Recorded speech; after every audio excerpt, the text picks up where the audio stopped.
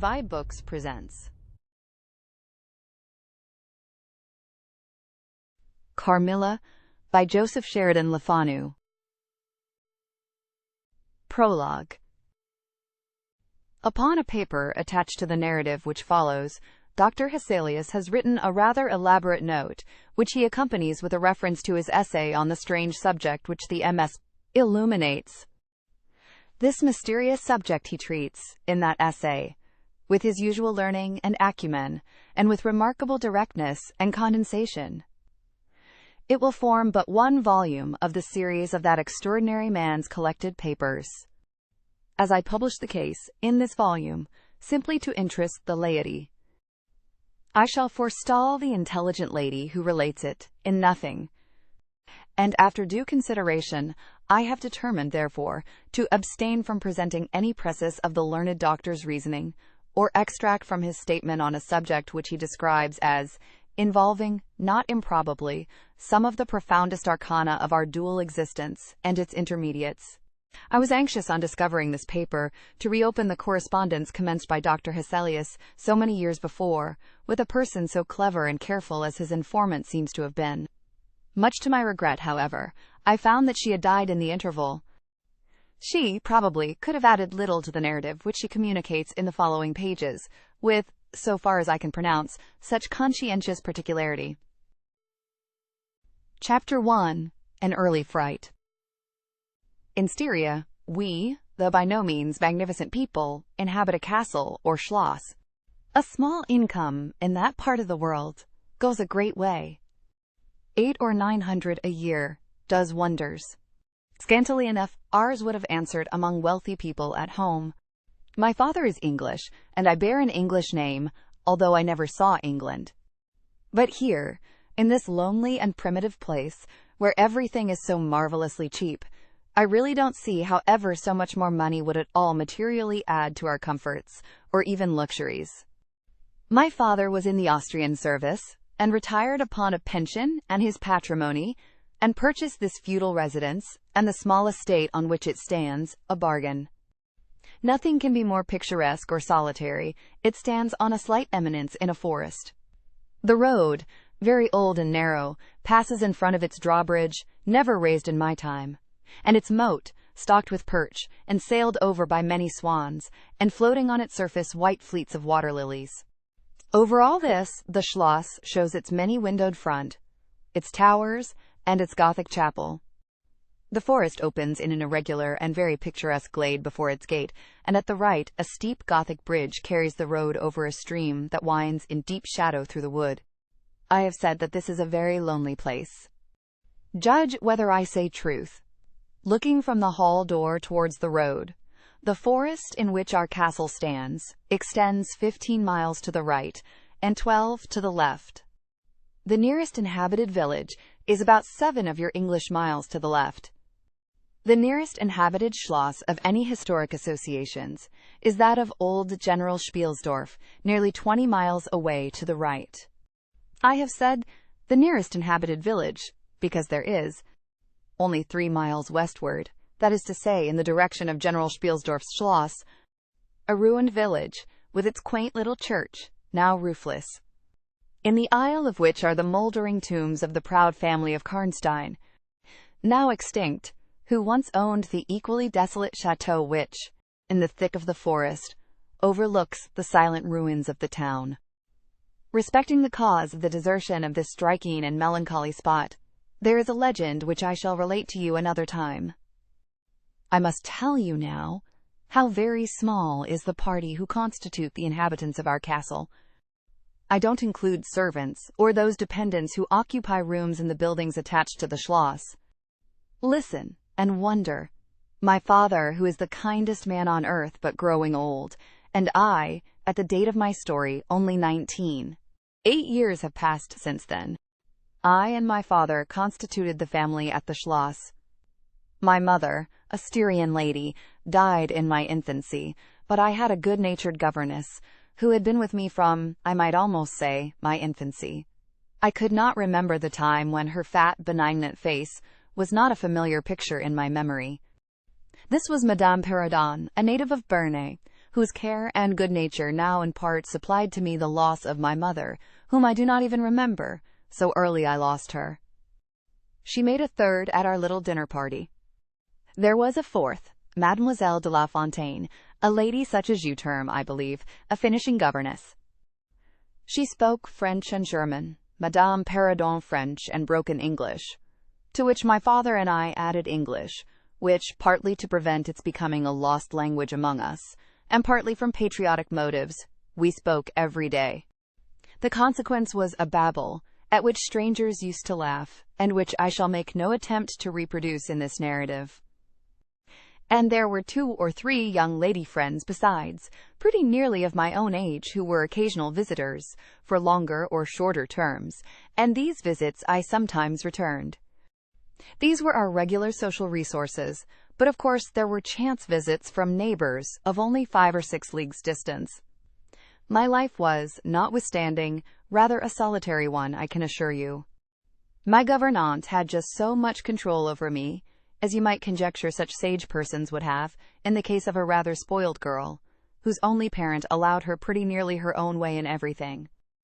The first occurrence in my existence, which produced a terrible impression upon my mind, which, in fact, never has been effaced, was one of the very earliest incidents of my life which I can recollect. Some people will think it so trifling that it should not be recorded here.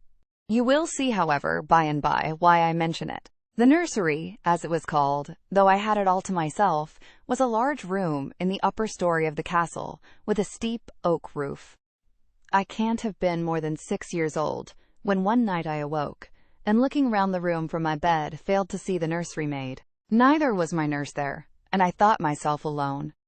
I was not frightened, for I was one of those happy children who are studiously kept in ignorance of ghost stories, of fairy tales, and of all such lore as makes us cover up our heads when the door cracks suddenly, or the flicker of an expiring candle makes the shadow of a bedpost dance upon the wall, nearer to our faces. I was vexed and insulted at finding myself, as I conceived, neglected, and I began to whimper, preparatory to a hearty bout of roaring, when, to my surprise, I saw a solemn, but very pretty face looking at me from the side of the bed. It was that of a young lady who was kneeling, with her hands under the coverlet.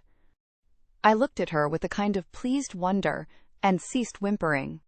She caressed me with her hands, and lay down beside me on the bed, and drew me towards her, smiling. I felt immediately delightfully soothed, and fell asleep again. I was wakened by a sensation, as if 2 needles ran into my breast very deep at the same moment, and I cried loudly. The lady started back, with her eyes fixed on me, and then slipped down upon the floor, and, as I thought, hid herself under the bed. I was now for the first time frightened, and I yelled with all my might and main. Nurse, nursery maid, housekeeper, all came running in, and hearing my story, they made light of it, soothing me all they could meanwhile. But child as I was, I could perceive that their faces were pale with an unwonted look of anxiety, and I saw them look under the bed and about the room, and peep under tables and pluck open cupboards. And the housekeeper whispered to the nurse, "Lay your hand along that hollow in the bed. Someone did lie there, so sure as you did not. The place is still warm." I remember the nursery maid petting me, and all 3 examining my chest, where I told them I felt the puncture, and pronouncing that there was no sign visible that any such thing had happened to me. The housekeeper and the 2 other servants who were in charge of the nursery remained sitting up all night, and from that time a servant always sat up in the nursery until I was about 14. I was very nervous for a long time after this. A doctor was called in. He was pallid and elderly. How well I remember his long saturnine face, slightly pitted with smallpox, and his chestnut wig. For a good while, every second day, he came and gave me medicine, which of course I hated. The morning after I saw this apparition, I was in a state of terror, and could not bear to be left alone, daylight though it was, for a moment. I remember my father coming up and standing at the bedside and talking cheerfully, and asking the nurse a number of questions, and laughing very heartily at one of the answers, and patting me on the shoulder, and kissing me, and telling me not to be frightened, that it was nothing but a dream and could not hurt me. But I was not comforted, for I knew the visit of the strange woman was not a dream, and I was awfully frightened. I was a little consoled by the nursery maids, assuring me that it was she who had come and looked at me, and lain down beside me in the bed, and that I must have been half dreaming not to have known her face. But this, though supported by the nurse, did not quite satisfy me. I remembered, in the course of that day, a venerable old man, in a black cassock, coming into the room with the nurse and housekeeper, and talking a little to them, and very kindly to me. His face was very sweet and gentle, and he told me they were going to pray, and joined my hands together, and desired me to say, softly, while they were praying, "Lord, hear all good prayers for us, for Jesus' sake." I think these were the very words, for I often repeated them to myself, and my nurse used for years to make me say them in my prayers. I remembered so well the thoughtful, sweet face of that white-haired old man, in his black cassock, as he stood in that rude, lofty, brown room, with the clumsy furniture of a fashion 300 years old about him, and the scanty light entering its shadowy atmosphere through the small lattice. He kneeled, and the 3 women with him, and he prayed aloud with an earnest, quavering voice for, what appeared to me, a long time. I forget all my life preceding that event, and for some time after it is all obscure also. But the scenes I have just described stand out vivid as the isolated pictures of the phantasmagoria surrounded by darkness. Chapter 2. A Guest. I am now going to tell you something so strange that it will require all your faith in my veracity to believe my story. It is not only true, nevertheless, but truth of which I have been an eyewitness. It was a sweet summer evening, and my father asked me, as he sometimes did, to take a little ramble with him along that beautiful forest vista which I have mentioned as lying in front of the Schloss.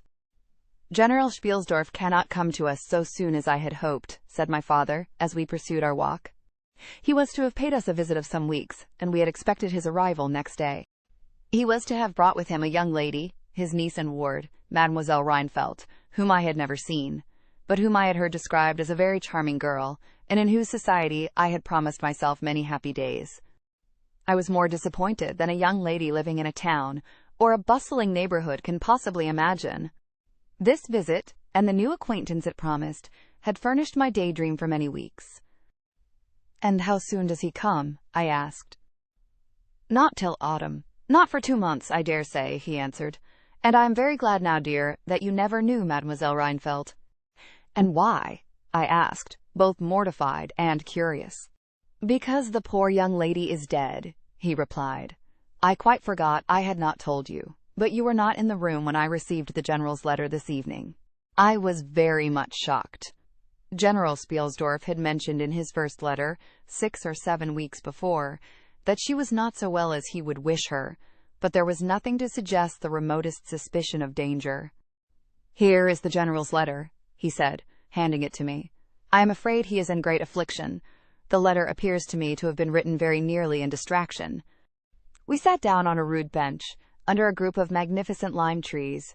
The sun was setting with all its melancholy splendor behind the sylvan horizon, and the stream that flows beside our home, and passes under the steep old bridge I have mentioned, wound through many a group of noble trees, almost at our feet, reflecting in its current the fading crimson of the sky. General Spielsdorf's letter was so extraordinary, so vehement, and in some places so self-contradictory, that I read it twice over, the second time aloud to my father, and was still unable to account for it, except by supposing that grief had unsettled his mind. It said, "I have lost my darling daughter, for as such I loved her. During the last days of dear Bertha's illness, I was not able to write to you. Before then I had no idea of her danger. I have lost her, and now learn all too late. She died in the peace of innocence, and in the glorious hope of a blessed futurity. The fiend who betrayed our infatuated hospitality has done it all. I thought I was receiving into my house innocence, gaiety, a charming companion for my lost Bertha. Heavens! What a fool have I been! I thank God my child died without a suspicion of the cause of her sufferings. She is gone without so much as conjecturing the nature of her illness and the accursed passion of the agent of all this misery. I devote my remaining days to tracking and extinguishing a monster. I am told I may hope to accomplish my righteous and merciful purpose. At present there is scarcely a gleam of light to guide me. I curse my conceited incredulity, my despicable affectation of superiority, my blindness, my obstinacy, all too late. I cannot write or talk collectedly now. I am distracted. So soon as I shall have a little recovered, I mean to devote myself for a time to inquiry, which may possibly lead me as far as Vienna. Sometime in the autumn, 2 months hence, or earlier if I live, I will see you, that is, if you permit me. I will then tell you all that I scarce dare put upon paper now. Farewell. Pray for me, dear friend. In these terms ended this strange letter. Though I had never seen Bertha Rheinfeldt, my eyes filled with tears at the sudden intelligence. I was startled, as well as profoundly disappointed. The sun had now set, and it was twilight by the time I had returned the General's letter to my father. It was a soft, clear evening, and we loitered, speculating upon the possible meanings of the violent and incoherent sentences which I had just been reading. We had nearly a mile to walk before reaching the road that passes the Schloss in front, and by that time the moon was shining brilliantly. At the drawbridge we met Madame Perrodon and Mademoiselle de La Fontaine, who had come out, without their bonnets, to enjoy the exquisite moonlight. We heard their voices gabbling in animated dialogue as we approached. We joined them at the drawbridge, and turned about to admire with them the beautiful scene. The glade through which we had just walked lay before us. At our left, the narrow road wound away under clumps of lordly trees, and was lost to sight amid the thickening forest. At the right, the same road crosses the steep and picturesque bridge, near which stands a ruined tower which once guarded that pass, and beyond the bridge an abrupt eminence rises, covered with trees, and showing in the shadows some grey ivy-clustered rocks. Over the sward and low grounds a thin film of mist was stealing like smoke, marking the distances with a transparent veil, and here and there we could see the river faintly flashing in the moonlight. No softer, sweeter scene could be imagined. The news I had just heard made it melancholy, but nothing could disturb its character of profound serenity, and the enchanted glory and vagueness of the prospect. My father, who enjoyed the picturesque, and I, stood looking in silence over the expanse beneath us. The 2 good governesses, standing a little way behind us, discoursed upon the scene, and were eloquent upon the moon. Madame Perrodon was fat, middle-aged, and romantic, and talked and sighed poetically.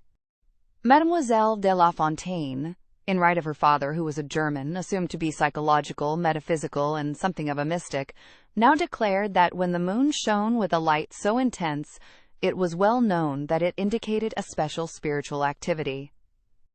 The effect of the full moon, in such a state of brilliancy, was manifold. It acted on dreams, it acted on lunacy, it acted on nervous people. It had marvelous physical influences connected with life.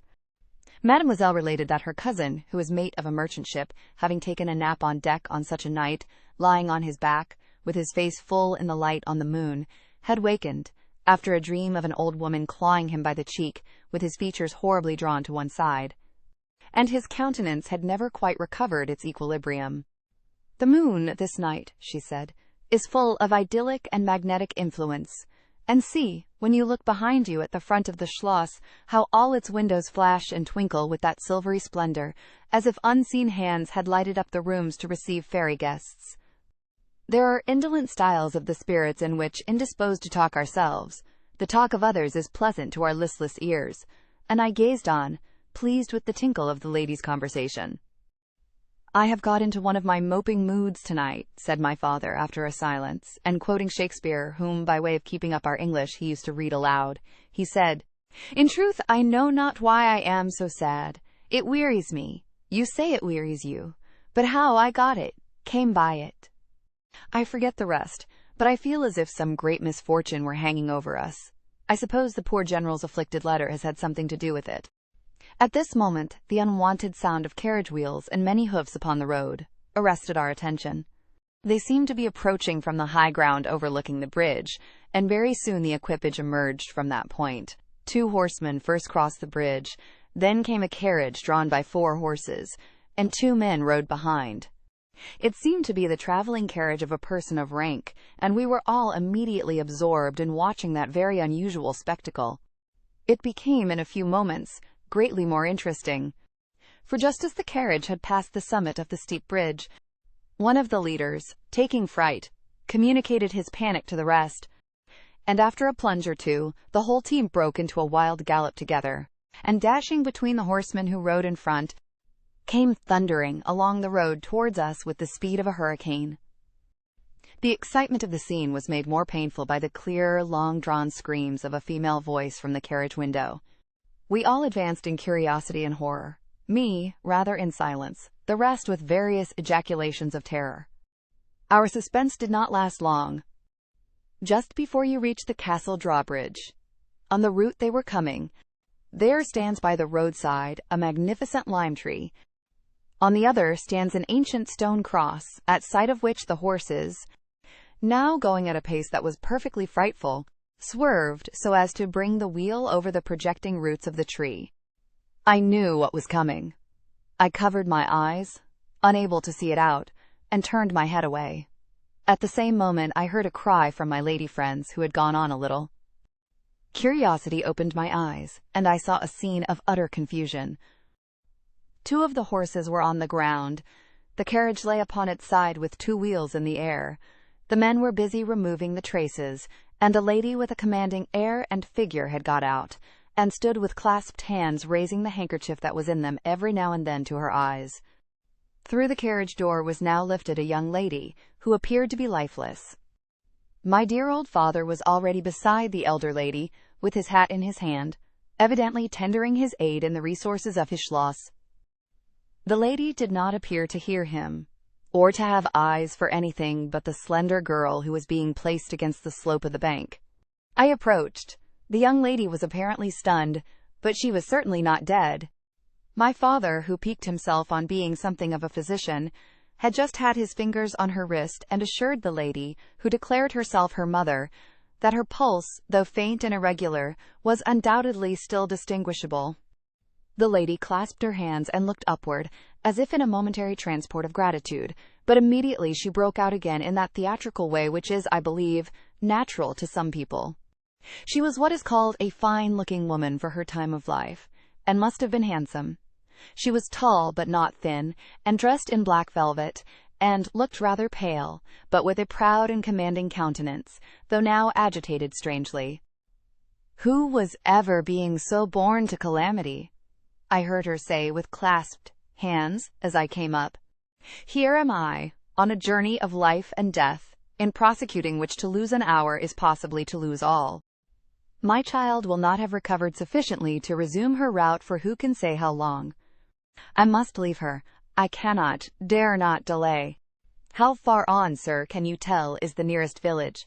I must leave her there, and shall not see my darling, or even hear of her till my return, 3 months hence." I plucked my father by the coat and whispered earnestly in his ear, "Oh, Papa, pray ask her to let her stay with us. It would be so delightful. Do, pray. If Madame will entrust her child to the care of my daughter, and of her good gouvernante, Madame Perrodon, and permit her to remain as our guest, under my charge, until her return, it will confer a distinction and an obligation upon us, and we shall treat her with all the care and devotion which so sacred a trust deserves." "I cannot do that, sir. It would be to task your kindness and chivalry too cruelly," said the lady distractedly. "It would, on the contrary, be to confer on us a very great kindness at the moment when we most need it. My daughter has just been disappointed by a cruel misfortune, in a visit from which she had long anticipated a great deal of happiness. If you confide this young lady to our care, it will be her best consolation. The nearest village on your route is distant, and affords no such inn as you could think of placing your daughter at. You cannot allow her to continue her journey for any considerable distance without danger. If, as you say, you cannot suspend your journey, you must part with her tonight, and nowhere could you do so with more honest assurances of care and tenderness than here." There was something in this lady's air and appearance so distinguished and even imposing, and in her manner so engaging, as to impress one, quite apart from the dignity of her equipage, with a conviction that she was a person of consequence. By this time the carriage was replaced in its upright position, and the horses, quite tractable, in the traces again. The lady threw on her daughter a glance which I fancied was not quite so affectionate as one might have anticipated from the beginning of the scene. Then she beckoned slightly to my father, and withdrew 2 or 3 steps with him out of hearing, and talked to him with a fixed and stern countenance, not at all like that with which she had hitherto spoken. I was filled with wonder that my father did not seem to perceive the change, and also unspeakably curious to learn what it could be that she was speaking, almost in his ear, with so much earnestness and rapidity. 2 or 3 minutes at most, I think she remained thus employed. Then she turned, and a few steps brought her to where her daughter lay, supported by Madame Perrodon. She kneeled beside her for a moment and whispered, as Madame supposed, a little benediction in her ear. Then hastily kissing her, she stepped into her carriage. The door was closed. The footmen in stately liveries jumped up behind. The outriders spurred on. The postilions cracked their whips. The horses plunged and broke suddenly into a furious canter that threatened soon again to become a gallop, and the carriage whirled away, followed at the same rapid pace by the 2 horsemen in the rear. Chapter 3. We compare notes. We followed the cortege with our eyes until it was swiftly lost to sight in the misty wood, and the very sound of the hoofs and the wheels died away in the silent night air. Nothing remained to assure us that the adventure had not been an illusion of a moment, but the young lady, who just at that moment opened her eyes. I could not see, for her face was turned from me, but she raised her head, evidently looking about her, and I heard a very sweet voice ask complainingly, "Where is Mamma?" Our good Madame Perrodon answered tenderly, and added some comfortable assurances. I then heard her ask, "Where am I? What is this place?" And after that she said, "I don't see the carriage, and Matska, where is she?" Madame answered all her questions insofar as she understood them, and gradually the young lady remembered how the misadventure came about, and was glad to hear that no one in, or in attendance on, the carriage was hurt. And on learning that her mamma had left her here till her return in about 3 months, she wept. I was going to add my consolations to those of Madame Perrodon, when Mademoiselle de La Fontaine placed her hand upon my arm, saying, "Don't approach. 1 at a time is as much as she can at present converse with. A very little excitement would possibly overpower her now. As soon as she is comfortably in bed, I thought, I will run up to her room and see her." My father in the meantime had sent a servant on horseback for the physician, who lived about 2 leagues away, and a bedroom was being prepared for the young lady's reception. The stranger now rose, and leaning on Madame's arm, walked slowly over the drawbridge and into the castle gate. In the hall, servants waited to receive her, and she was conducted forthwith to her room. The room we usually sat in, as our drawing-room is long, having 4 windows that looked over the moat and drawbridge, upon the forest scene I have just described. It is furnished in old carved oak, with large carved cabinets, and the chairs are cushioned with crimson Utrecht velvet.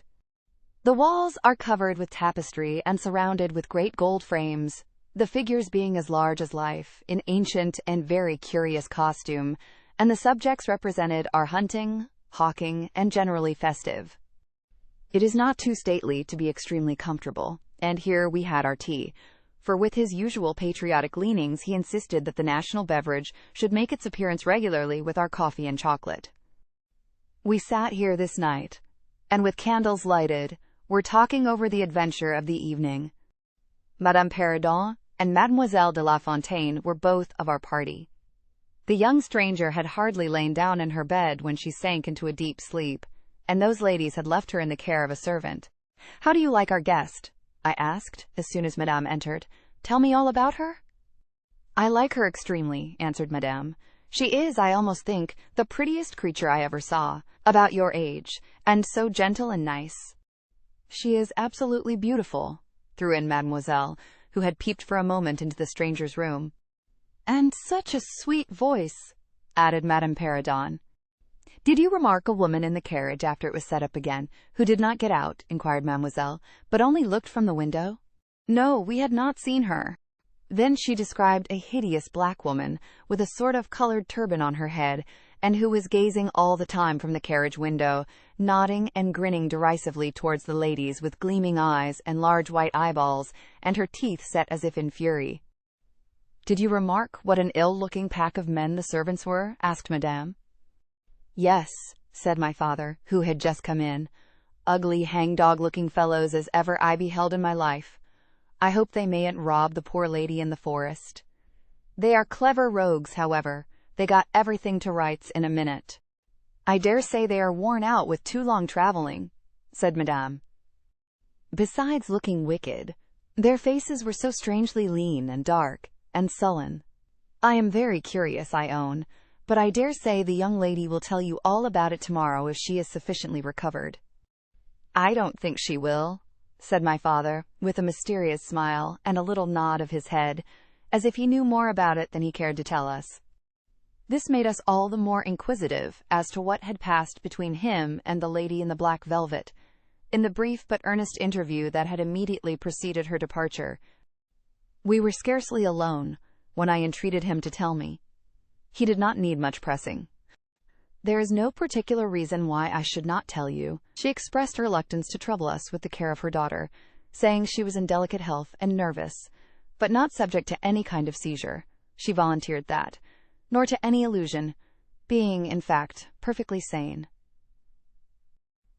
How very odd to say all that, I interpolated. It was so unnecessary. At all events it was said, he laughed, and as you wish to know all that passed, which was indeed very little, I tell you. She then said, I am making a long journey of vital importance. She emphasized the word, rapid and secret. I shall return for my child in 3 months. In the meantime, she will be silent as to who we are, whence we come, and whither we are traveling. That is all she said. She spoke very pure French. When she said the word secret, she paused for a few seconds, looking sternly, her eyes fixed on mine. I fancy she makes a great point of that. You saw how quickly she was gone. I hope I have not done a very foolish thing in taking charge of the young lady. For my part, I was delighted. I was longing to see and talk to her, and only waiting till the doctor should give me leave. You, who live in towns, can have no idea how great an event the introduction of a new friend is, in such a solitude as surrounded us. The doctor did not arrive till nearly 1 o'clock, but I could no more have gone to my bed and slept than I could have overtaken, on foot, the carriage in which the princess in black velvet had driven away. When the physician came down to the drawing-room, it was to report very favorably upon his patient. She was now sitting up, her pulse quite regular, apparently perfectly well. She had sustained no injury, and the little shock to her nerves had passed away quite harmlessly. There could be no harm certainly in my seeing her, if we both wished it, and with this permission I sent, forthwith, to know whether she would allow me to visit her for a few minutes in her room. The servant returned immediately to say that she desired nothing more. You may be sure I was not long in availing myself of this permission. Our visitor lay in one of the handsomest rooms in the Schloss. It was, perhaps, a little stately. There was a somber piece of tapestry opposite the foot of the bed, representing Cleopatra with the asps to her bosom, and other solemn classic scenes were displayed, a little faded, upon the other walls. But there was gold carving, and rich and varied color enough in the other decorations of the room, to more than redeem the gloom of the old tapestry. There were candles at the bedside. She was sitting up, her slender, pretty figure enveloped in the soft silk dressing-gown, embroidered with flowers and lined with thick quilted silk, which her mother had thrown over her feet as she lay upon the ground. What was it that, as I reached the bedside and had just begun my little greeting, struck me dumb in a moment, and made me recoil a step or two from before her? I will tell you. I saw the very face which had visited me in my childhood at night, which remained so fixed in my memory, and on which I had for so many years so often ruminated with horror, when no one suspected of what I was thinking. It was pretty, even beautiful, and when I first beheld it, wore the same melancholy expression. But this, almost instantly, lighted into a strange fixed smile of recognition. There was a silence of fully a minute, and then at length she spoke. I could not. How wonderful! She exclaimed. 12 years ago, I saw your face in a dream, and it has haunted me ever since. Wonderful indeed, I repeated, overcoming with an effort the horror that had for a time suspended my utterances. 12 years ago, in vision or reality, I certainly saw you. I could not forget your face. It has remained before my eyes ever since. Her smile had softened. Whatever I had fancied strange in it was gone, and it and her dimpling cheeks were now delightfully pretty and intelligent. I felt reassured, and continued more in the vein which hospitality indicated, to bid her welcome, and to tell her how much pleasure her accidental arrival had given us all, and especially what a happiness it was to me. I took her hand as I spoke. I was a little shy, as lonely people are, but the situation made me eloquent and even bold. She pressed my hand, she laid hers upon it, and her eyes glowed as, looking hastily into mine, she smiled again and blushed. She answered my welcome very prettily. I sat down beside her, still wondering, and she said, "I must tell you my vision about you. It is so very strange that you and I should have had each of the other so vivid a dream, that each should have seen, I, you, and you, me, looking as we do now, when of course we both were mere children. I was a child, about 6 years old, and I awoke from a confused and troubled dream, and found myself in a room unlike my nursery, wainscoted clumsily in some dark wood, and with cupboards and bedsteads and chairs and benches placed about it. The beds were, I thought, all empty, and the room itself without anyone but myself in it. And I, after looking about me for some time, and admiring especially an iron candlestick with 2 branches, which I should certainly know again, crept under one of the beds to reach the window. But as I got from under the bed, I heard someone crying. And looking up, while I was still upon my knees, I saw you, most assuredly you, as I see you now. A beautiful young lady, with golden hair and large blue eyes, and lips. Your lips. You as you are here. Your looks won me. I climbed on the bed and put my arms about you, and I think we both fell asleep. I was aroused by a scream. You were sitting up screaming. I was frightened and slipped down upon the ground, and it seemed to me lost consciousness for a moment, and when I came to myself, I was again in my nursery at home. Your face I have never forgotten since. I could not be misled by mere resemblance. You are the lady whom I saw then. It was now my turn to relate my corresponding vision, which I did, to the undisguised wonder of my new acquaintance. I don't know which should be most afraid of the other, she said, again smiling. If you were less pretty, I think I should be very much afraid of you. But being as you are, and you and I both so young, I feel only that I have made your acquaintance 12 years ago, and have already a right to your intimacy. At all events, it does seem as if we were destined, from our earliest childhood, to be friends. I wonder whether you feel as strangely drawn towards me as I do to you. I have never had a friend. Shall I find one now? She sighed, and her fine dark eyes gazed passionately on me. Now the truth is, I felt rather unaccountably towards the beautiful stranger.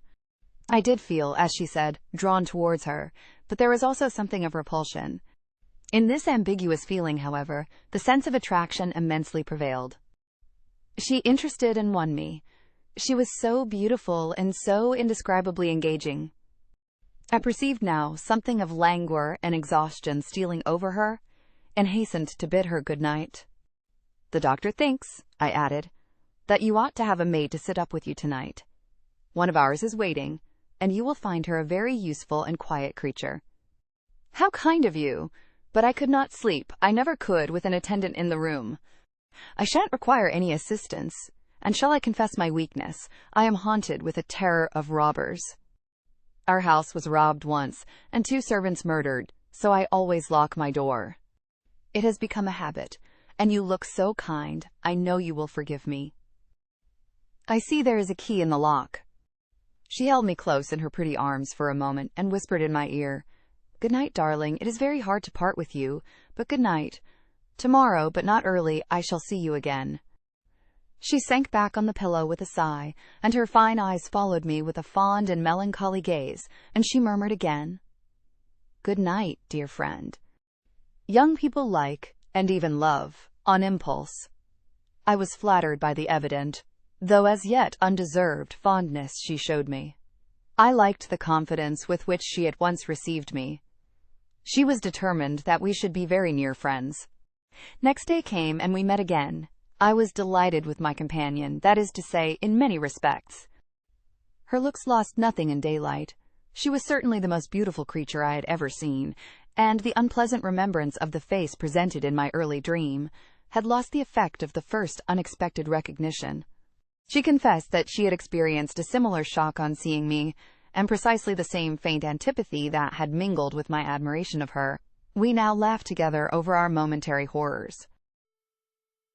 Chapter 4. Her Habits, a Saunter.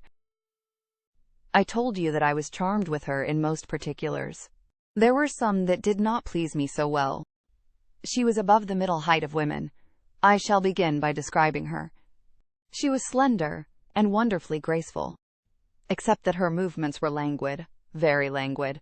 Indeed, there was nothing in her appearance to indicate an invalid. Her complexion was rich and brilliant. Her features were small and beautifully formed. Her eyes large, dark, and lustrous. Her hair was quite wonderful. I never saw hair so magnificently thick and long when it was down about her shoulders. I have often placed my hands under it and laughed with wonder at its weight. It was exquisitely fine and soft, and in color a rich, very dark brown, with something of gold. I loved to let it down, tumbling with its own weight, as in her room she lay back in her chair talking in her sweet low voice. I used to fold and braid it and spread it out and play with it. Heavens! If I had but known all! I said there were particulars which did not please me. I have told you that her confidence won me the first night I saw her, but I found that she exercised, with respect to herself, her mother, her history, everything in fact connected with her life, plans, and people, an ever wakeful reserve. I dare say I was unreasonable, perhaps I was wrong. I dare say I ought to have respected the solemn injunction laid upon my father by the stately lady in black velvet. But curiosity is a restless and unscrupulous passion, and no one girl can endure, with patience, that hers should be baffled by another. What harm could it do anyone to tell me what I so ardently desired to know? Had she no trust in my good sense or honor? Why would she not believe me when I assured her, so solemnly, that I would not divulge one syllable of what she told me to any mortal breathing? There was a coldness, it seemed to me, beyond her years, in her smiling, melancholy, persistent refusal to afford me the least ray of light. I cannot say we quarreled upon this point, for she would not quarrel upon any. It was, of course, very unfair of me to press her, very ill-bred, but I really could not help it, and I might just as well have let it alone. What she did tell me amounted, in my unconscionable estimation, to nothing. It was all summed up in 3 very vague disclosures. First, her name was Carmilla. Second, her family was very ancient and noble. Third, her home lay in the direction of the west. She would not tell me the name of her family, nor their armorial bearings, nor the name of their estate, nor even that of the country they lived in. You are not to suppose that I worried her incessantly on these subjects. I watched opportunity, and rather insinuated than urged my inquiries. Once or twice, indeed, I did attack her more directly. But no matter what my tactics, utter failure was invariably the result. Reproaches and caresses were all lost upon her. But I must add this, that her evasion was conducted with so pretty a melancholy and deprecation, with so many and even passionate declarations of her liking for me, and trust in my honor, and with so many promises that I should at last know all, that I could not find it in my heart long to be offended with her. She used to place her pretty arms about my neck, draw me to her, and laying her cheek to mine, murmur with her lips near my ear, "Dearest, your little heart is wounded. Think me not cruel because I obey the irresistible law of my strength and weakness. If your dear heart is wounded, my wild heart bleeds with yours. In the rapture of my enormous humiliation, I live in your warm life, and you shall die, sweetly die into mine. I cannot help it. As I draw near to you, you in your turn will draw near to others, and learn the rapture of that cruelty, which yet is love. So for a while, seek to know no more of me and mine, but trust me with all your loving spirit." And when she had spoken such a rhapsody, she would press me more closely in her trembling embrace, and her lips in soft kisses gently glow upon my cheek. Her agitations and her language were unintelligible to me. From these foolish embraces, which were not a very frequent occurrence, I must allow. I used to wish to extricate myself, but my energies seemed to fail me. Her murmured words sounded like a lullaby in my ear, and soothed my resistance into a trance, from which I only seemed to recover myself when she withdrew her arms. In these mysterious moods I did not like her. I experienced a strange, tumultuous excitement that was pleasurable, ever and anon, mingled with a vague sense of fear and disgust. I had no distinct thoughts about her while such scenes lasted, but I was conscious of a love growing into adoration, and also of abhorrence. This, I know, is paradox, but I can make no other attempt to explain the feeling. I now write, after an interval of more than 10 years, with a trembling hand, with a confused and horrible recollection of certain occurrences and situations in the ordeal through which I was unconsciously passing, though with a vivid and very sharp remembrance of the main current of my story. But I suspect, in all lives there are certain emotional scenes, those in which our passions have been most wildly and terribly roused, that are of all others the most vaguely and dimly remembered. Sometimes after an hour of apathy, my strange and beautiful companion would take my hand and hold it with a fond pressure, renewed again and again, blushing softly, gazing in my face with languid and burning eyes, and breathing so fast that her dress rose and fell with the tumultuous respiration. It was like the ardor of a lover. It embarrassed me. It was hateful and yet overpowering, and with gloating eyes she drew me to her, and her hot lips traveled along my cheek in kisses, and she would whisper, almost in sobs, "You are mine. You shall be mine. You and I are one forever." Then she had thrown herself back in her chair, with her small hands over her eyes, leaving me trembling. "Are we related?" I used to ask. "What can you mean by all this? I remind you perhaps of someone whom you love, but you must not. I hate it. I don't know you. I don't know myself when you look so and talk so." She used to sigh at my vehemence, then turn away and drop my hand. Respecting these very extraordinary manifestations, I strove in vain to form any satisfactory theory. I could not refer them to affectation or trick. It was unmistakably the momentary breaking out of suppressed instinct and emotion. Was she, notwithstanding her mother's volunteered denial, subject to brief visitations of insanity, or was there here a disguise and a romance? I had read in old storybooks of such things. What if a boyish lover had found his way into the house, and sought to prosecute his suit in masquerade, with the assistance of a clever old adventuress? But there were many things against this hypothesis, highly interesting as it was to my vanity. I could boast of no little attentions, such as masculine gallantry delights to offer. Between these passionate moments there were long intervals of commonplace, of gaiety, of brooding melancholy, during which, except that I detected her eyes, so full of melancholy fire, following me, at times I might have been as nothing to her. Except in these brief periods of mysterious excitement, her ways were girlish, and there was always a languor about her, quite incompatible with a masculine system in a state of health. In some respects, her habits were odd. Perhaps not so singular in the opinion of a town lady like you, as they appeared to us rustic people. She used to come down very late, generally not till 1 o'clock. She would then take a cup of chocolate, but eat nothing. We then went out for a walk, which was a mere saunter, and she seemed, almost immediately, exhausted, and either returned to the schloss, or sat on one of the benches that were placed, here and there, among the trees. This was a bodily languor in which her mind did not sympathize. She was always an animated talker, and very intelligent. She sometimes alluded for a moment to her own home, or mentioned an adventure or situation, or an early recollection, which indicated a people of strange manners and described customs of which we knew nothing. I gathered from these chance hints that her native country was much more remote than I had at first fancied. As we sat thus one afternoon under the trees, a funeral passed us by. It was that of a pretty young girl, whom I had often seen, the daughter of one of the rangers of the forest. The poor man was walking behind the coffin of his darling. She was his only child, and he looked quite heartbroken. Peasants walking 2 and 2 came behind. They were singing a funeral hymn. I rose to mark my respect as they passed, and joined in the hymn they were very sweetly singing. My companion shook me a little roughly, and I turned surprised. She said brusquely, Don't you perceive how discordant that is?" "I think it very sweet, on the contrary," I answered, vexed at the interruption, and very uncomfortable, lest the people who composed the little procession should observe and resent what was passing. I resumed, therefore, instantly, and was again interrupted. "You pierce my ears," said Carmilla, almost angrily, and stopping her ears with her tiny fingers. "Besides, how can you tell that your religion and mine are the same? Your forms wound me, and I hate funerals." "What a fuss! Why, you must die. Everyone must die, and all are happier when they do. Come home." "My father has gone on with the clergyman to the churchyard.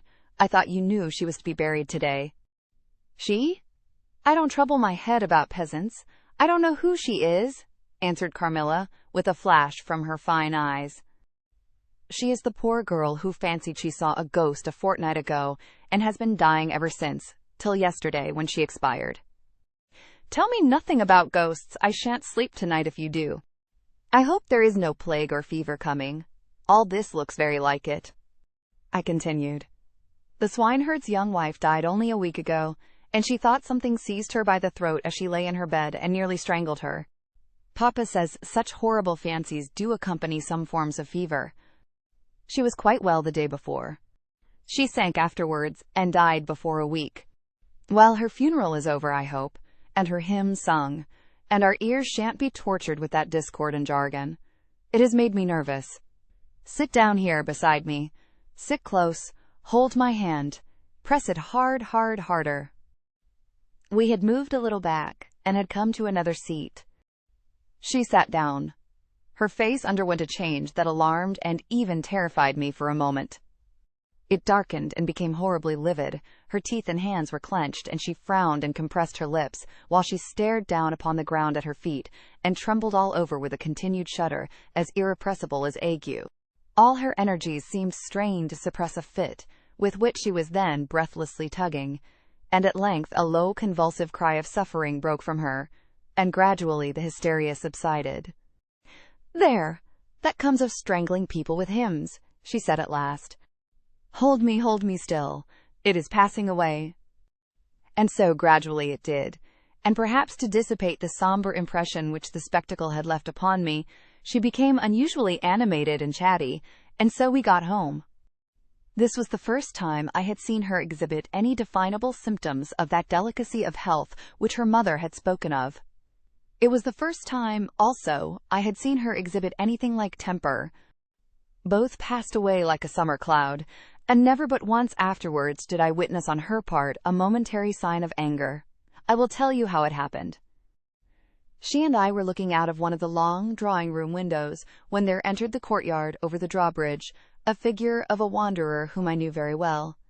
He used to visit the Schloss generally twice a year. It was the figure of a hunchback, with the sharp lean features that generally accompany deformity. He wore a pointed black beard, and he was smiling from ear to ear, showing his white fangs. He was dressed in buff, black, and scarlet, and crossed with more straps and belts than I could count, from which hung all manner of things. Behind he carried a magic lantern and 2 boxes which I well knew, in one of which was a salamander, and in the other a mandrake. These monsters used to make my father laugh. They were compounded of parts of monkeys, parrots, squirrels, fish, and hedgehogs, dried and stitched together with great neatness and startling effect. He had a fiddle, a box of conjuring apparatus, a pair of foils and masks attached to his belt, several other mysterious cases dangling about him, and a black staff with copper ferrules in his hand. His companion was a rough spare dog, that followed at his heels, but stopped short, suspiciously at the drawbridge, and in a little while began to howl dismally. In the meantime, the mountebank, standing in the midst of the courtyard, raised his grotesque hat, and made us a very ceremonious bow, paying his compliments very volubly in execrable French, and German not much better. Then, disengaging his fiddle, he began to scrape a lively air to which he sang with a merry discord, dancing with ludicrous airs and activity that made me laugh, in spite of the dog's howling. Then he advanced to the window with many smiles and salutations, and his hat in his left hand, his fiddle under his arm, And with a fluency that never took breath, he gabbled a long advertisement of all his accomplishments and the resources of the various arts which he placed at our service, and the curiosities and entertainments which it was in his power, at our bidding, to display. "Will your ladyships be pleased to buy an amulet against the umpire, which is going like the wolf, I hear, through these woods?" he said, dropping his hat on the pavement. "They are dying of it right and left, and here is a charm that never fails, only pinned to the pillow, and you may laugh in his face." These charms consisted of oblong slips of vellum, with cabalistic ciphers and diagrams upon them. Carmilla instantly purchased one, and so did I. He was looking up, and we were smiling down upon him, amused. At least I can answer for myself. His piercing black eye, as he looked up in our faces, seemed to detect something that fixed for a moment his curiosity. In an instant he unrolled a leather case, full of all manner of odd little steel instruments. "See here, my lady," he said, displaying it and addressing me. "I profess, among other things less useful, the art of dentistry." "Plague take the dog," he interpolated. "Silence, beast!" "He howls, so that your ladyships can scarcely hear a word. Your noble friend, the young lady at your right, has the sharpest tooth, long, thin, pointed, like an awl, like a needle. Ha ha! With my sharp and long sight, as I look up, I have seen it distinctly. Now if it happens to hurt the young lady, and I think it must, here am I, here are my file, my punch, my nippers. I will make it round and blunt, if her ladyship pleases. No longer the tooth of a fish, but of a beautiful young lady as she is.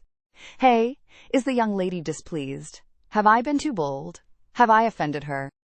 The young lady, indeed, looked very angry as she drew back from the window. "How dares that mountebank insult us so? Where is your father? I shall demand redress from him." My father would have had the wretch tied up to the pump and flogged with a cart-whip and burnt to the bones with the cattle brand. She retired from the window a step or two and sat down, and had hardly lost sight of the offender, when her wrath subsided as suddenly as it had risen, and she gradually recovered her usual tone, and seemed to forget the little hunchback and his follies. My father was out of spirits that evening. On coming in, he told us that there had been another case very similar to the two fatal ones which had lately occurred.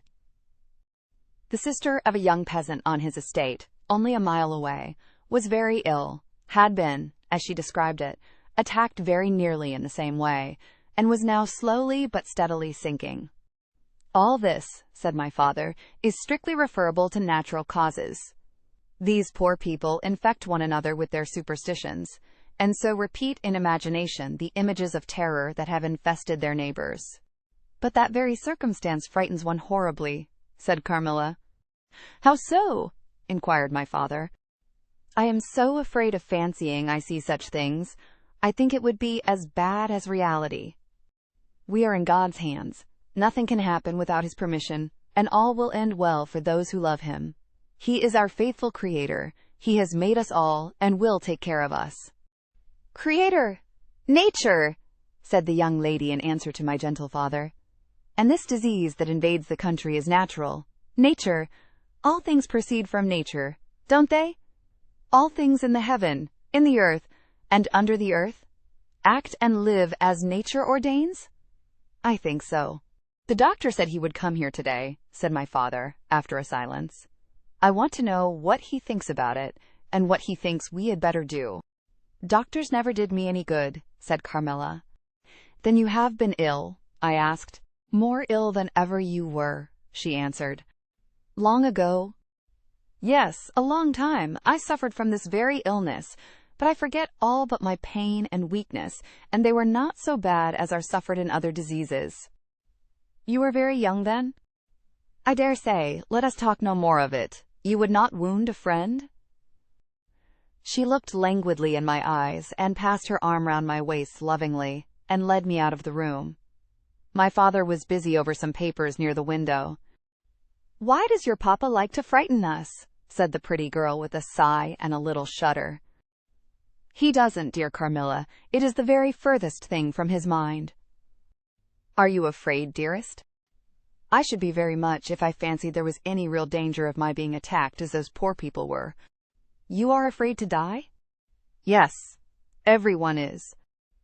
but to die as lovers may, to die together so that they may live together.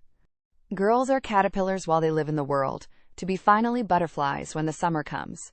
But in the meantime, there are grubs and larvae, don't you see, each with their peculiar propensities, necessities, and structure. So says Monsieur Buffon, in his big book, In the Next Room.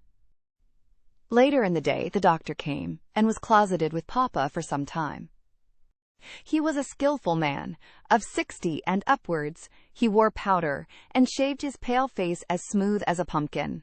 He and Papa emerged from the room together, and I heard Papa laugh, and say as they came out, "Well, I do wonder at a wise man like you. What do you say to hippogriffs and dragons?"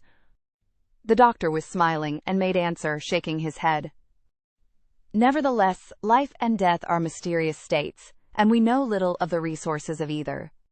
And so they walked on, and I heard no more. I did not then know what the doctor had been broaching, but I guess it now. Chapter 5. A Wonderful Likeness. This evening there arrived from Gratz the grave, dark-faced son of the picture cleaner, with a horse and cart laden with 2 large packing cases, having many pictures in each. It was a journey of 10 leagues, and whenever a messenger arrived at the Schloss from our little capital of Gratz, we used to crowd about him in the hall to hear the news. This arrival created, in our secluded quarters, quite a sensation. The cases remained in the hall, and the messenger was taken charge of by the servants till he had eaten his supper. Then, with assistants, and armed with hammer, ripping chisel, and turnscrew, he met us in the hall, where we had assembled to witness the unpacking of the cases.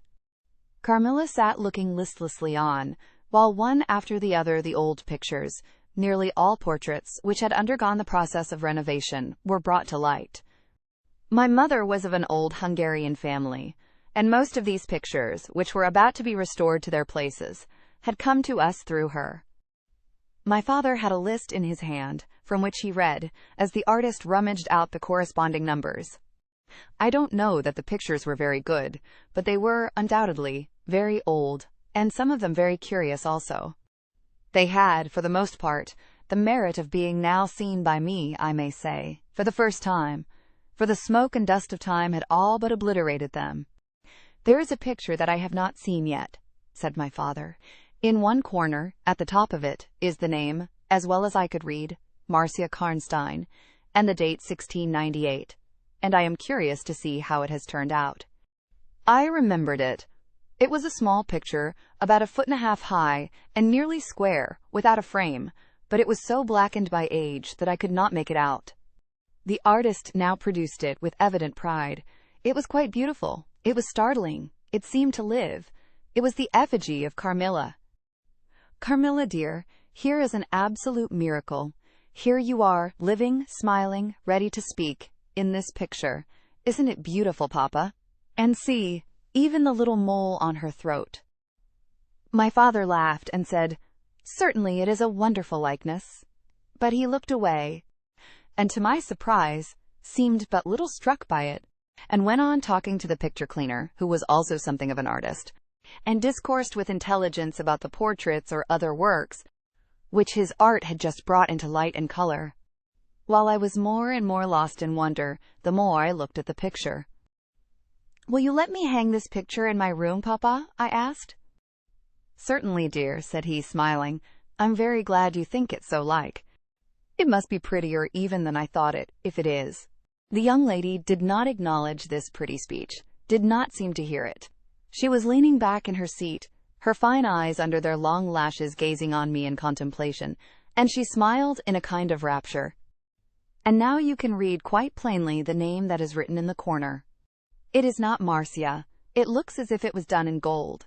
The name is Mircalla, Countess Karnstein, and this is a little coronet over and underneath A.D. 1698. I am descended from the Karnsteins. That is, Mamma was." "Ah," said the lady languidly. "So am I think. A very long descent, very ancient. Are there any Karnsteins living now?" "None who bear the name, I believe. The family were ruined, I believe, in some civil wars, long ago, but the ruins of the castle are only about 3 miles away." "How interesting," she said languidly. But see what beautiful moonlight. She glanced through the hall door, which stood a little open. Suppose you take a little ramble round the court, and look down at the road and river. It is so like the night you came to us, I said. She sighed, smiling. She rose, and each with her arm about the other's waist, we walked out upon the pavement. In silence, slowly we walked down to the drawbridge, where the beautiful landscape opened before us. And so you were thinking of the night I came here? She almost whispered. Are you glad I came? Delighted, dear Carmilla, I answered. And you asked for the picture you think like me, to hang in your room. She murmured with a sigh, as she drew her arm closer about my waist, and let her pretty head sink upon my shoulder. How romantic you are, Carmilla, I said. Whenever you tell me your story, it will be made up chiefly of some one great romance. She kissed me silently. I am sure, Carmilla, you have been in love, that there is, at this moment, an affair of the heart going on. I have been in love with no one, and never shall, she whispered, unless it should be with you. How beautiful she looked in the moonlight. Shy and strange was the look with which she quickly hid her face in my neck and hair, with tumultuous sighs that seemed almost to sob, and pressed in mine a hand that trembled. Her soft cheek was glowing against mine. Darling, darling, she murmured, I live in you, and you would die for me, I love you so. I started from her. She was gazing on me with eyes from which all fire, all meaning had flown, and a face colorless and apathetic. Is there a chill in the air, dear? She said drowsily. I almost shiver. Have I been dreaming? Let us come in. Come in. You look ill, Carmilla, a little faint. You certainly must take some wine, I said. Yes, I will. I'm better now. I shall be quite well in a few minutes. Yes, do give me a little wine, answered Carmilla, as we approached the door. Let us look again for a moment. It is the last time, perhaps, I shall see the moonlight with you. How do you feel now, dear Carmilla? Are you really better? I asked. I was beginning to take alarm, lest she should have been stricken with the strange epidemic that they said had invaded the country about us. Papa would be grieved beyond measure, I added, if he thought you were ever so little ill, without immediately letting us know. We have a very skillful doctor near us, the physician who was with Papa today. I'm sure he is. I know how kind you all are, but, dear child, I am quite well again. There is nothing ever wrong with me but a little weakness. People say I am languid. I am incapable of exertion. I can scarcely walk as far as a child of 3 years old, and every now and then the little strength I have falters, and I become as you have just seen me. But after all, I am very easily set up again. In a moment I am perfectly myself. See how I have recovered. So, indeed, she had, and she and I talked a great deal, and very animated she was, and the remainder of that evening passed without any recurrence of what I called her infatuations. I mean her crazy talk and looks, which embarrassed and even frightened me. But there occurred that night an event which gave my thoughts quite a new turn, and seemed to startle even Carmilla's languid nature into momentary energy. Chapter 6. A Very Strange Agony.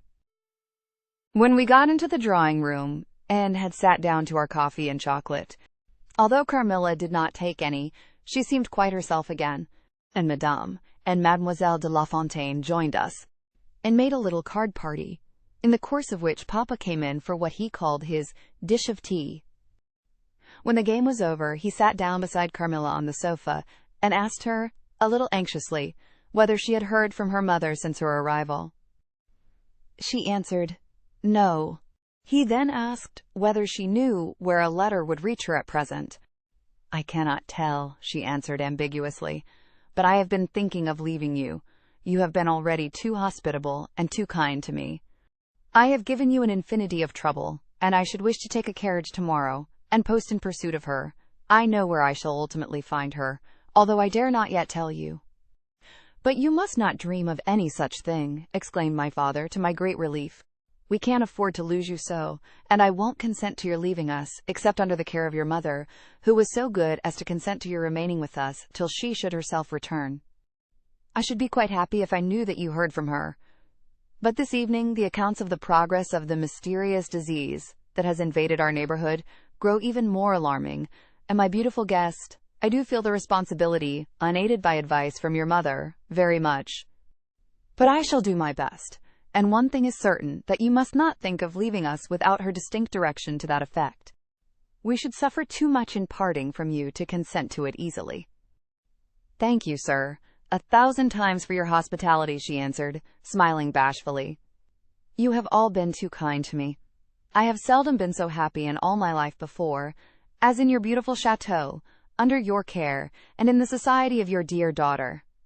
So he gallantly, in his old-fashioned way, kissed her hand, smiling and pleased at her little speech.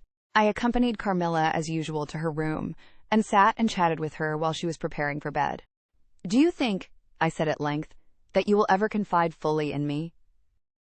She turned round, smiling, but made no answer, only continued to smile on me. "You won't answer that?" I said. "You can't answer pleasantly. I ought not to have asked you." "You were quite right to ask me that, or anything. You do not know how dear you are to me, or you could not think any confidence too great to look for. But I am under vows, no, none half so awfully, and I dare not tell my story yet, even to you. The time is very near when you shall know everything. You will think me cruel, very selfish, but love is always selfish. The more ardent, the more selfish. How jealous I am you cannot know. You must come with me, loving me to death, or else hate me and still come with me, and hating me through death and after. There is no such word as indifference in my apathetic nature." "Now, Carmilla, you are going to talk your wild nonsense again," I said hastily.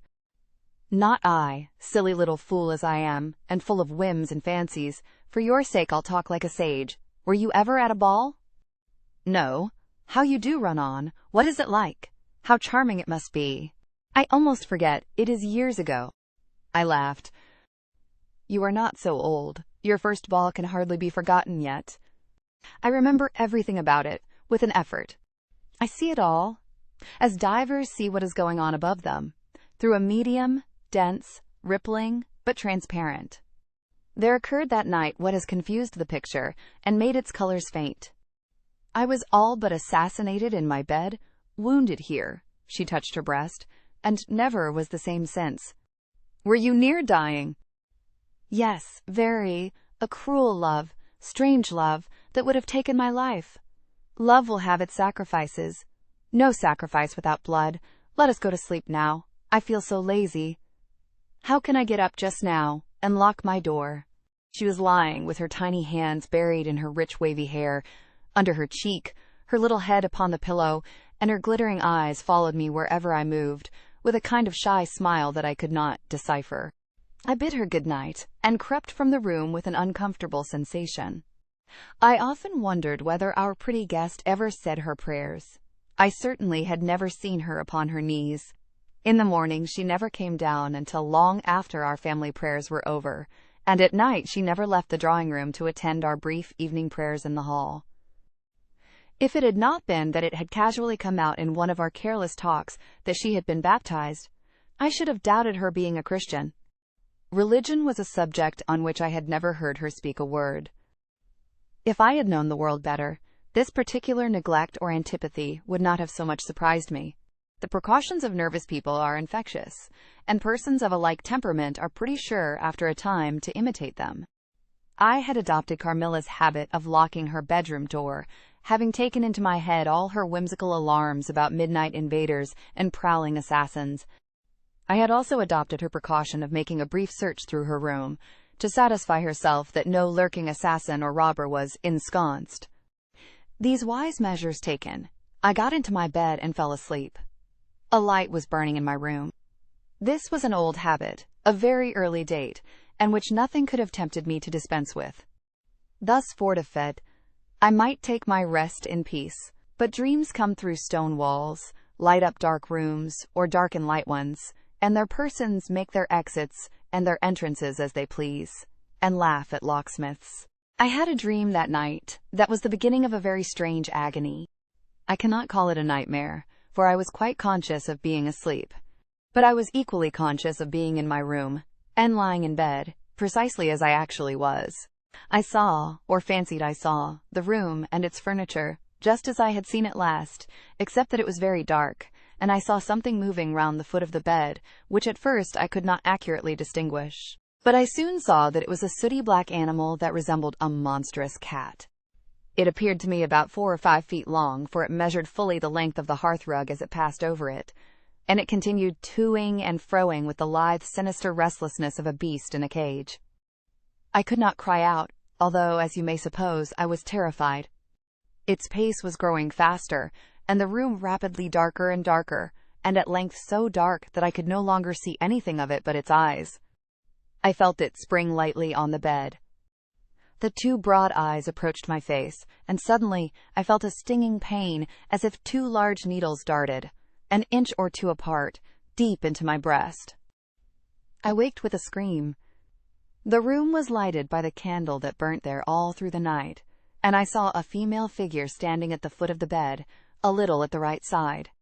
It was in a dark loose dress, and its hair was down and covered its shoulders. A block of stone could not have been more still. There was not the slightest stir of respiration. As I stared at it, the figure appeared to have changed its place, and was now nearer the door. Then, close to it, the door opened and it passed out. I was now relieved, and able to breathe and move. My first thought was that Carmilla had been playing me a trick, and that I had forgotten to secure my door. I hastened to it, and found it locked as usual on the inside. I was afraid to open it. I was horrified. I sprang into my bed and covered my head up in the bedclothes, and lay there more dead than alive till morning. Chapter 7. Descending. It would be vain my attempting to tell you the horror with which, even now, I recall the occurrence of that night. It was no such transitory terror as a dream leaves behind it. It seemed to deepen by time, and communicated itself to the room and the very furniture that had encompassed the apparition. I could not bear next day to be alone for a moment. I should have told Papa, but for 2 opposite reasons. At one time I thought he would laugh at my story, and I could not bear its being treated as a jest, and at another, I thought he might fancy that I had been attacked by the mysterious complaint which had invaded our neighborhood. I had myself no misgiving of the kind, and as he had been rather an invalid for some time, I was afraid of alarming him. I was comfortable enough with my good-natured companions, Madame Perrodon and the vivacious Mademoiselle La Fontaine. They both perceived that I was out of spirits and nervous, and at length I told them what lay so heavy at my heart. Mademoiselle laughed, but I fancied that Madame Perrodon looked anxious. "By the by," said Mademoiselle, laughing, "the long lime tree walk behind Carmilla's bedroom window is haunted." "Nonsense!" exclaimed Madame, who probably thought the theme rather inopportune. "And who tells that story, my dear?" "Martin says that he came up twice, when the old yard gate was being repaired, before sunrise, and twice saw the same female figure walking down the lime tree avenue." "So he well might, as long as there are cows to milk in the river fields," said Madame. "I dare say, but Martin chooses to be frightened, and never did I see fool more frightened." "You must not say a word about it to Carmilla, because she can see down that walk from her room window," I interposed. "And she is, if possible, a greater coward than I." Carmilla came down rather later than usual that day. "I was so frightened last night," she said, "so soon as we're together. And I am sure I should have seen something dreadful if it had not been for that charm I bought from the poor little hunchback whom I called such hard names. I had a dream of something black coming round my bed, and I awoke in a perfect horror, and I really thought, for some seconds, I saw a dark figure near the chimney-piece, but I felt under my pillow for my charm, and the moment my fingers touched it, the figure disappeared, and I felt quite certain, only that I had it by me, that something frightful would have made its appearance, and, perhaps, throttled me, as it did those poor people we heard of. "Well, listen to me," I began, and recounted my adventure, at the recital of which she appeared horrified. "And had you the charm near you?" she asked earnestly. "No, I had dropped it into a china vase in the drawing-room, but I shall certainly take it with me tonight, as you have so much faith in it." At this distance of time I cannot tell you, or even understand, how I overcame my horror so effectually as to lie alone in my room that night. I remember distinctly that I pinned the charm to my pillow. I fell asleep almost immediately, and slept even more soundly than usual all night. Next night I passed as well. My sleep was delightfully deep and dreamless.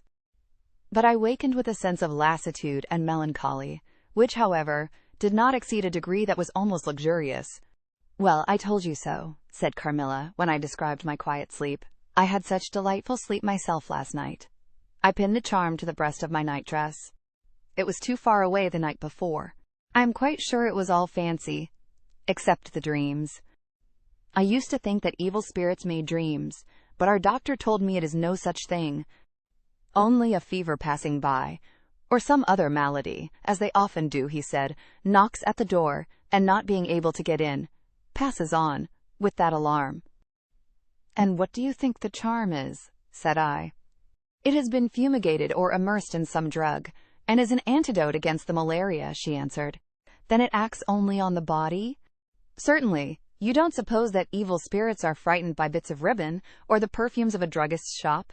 No, these complaints, wandering in the air, begin by trying the nerves and so infect the brain, but before they can seize upon you, the antidote repels them. That, I am sure, is what the charm has done for us. It is nothing magical, it is simply natural."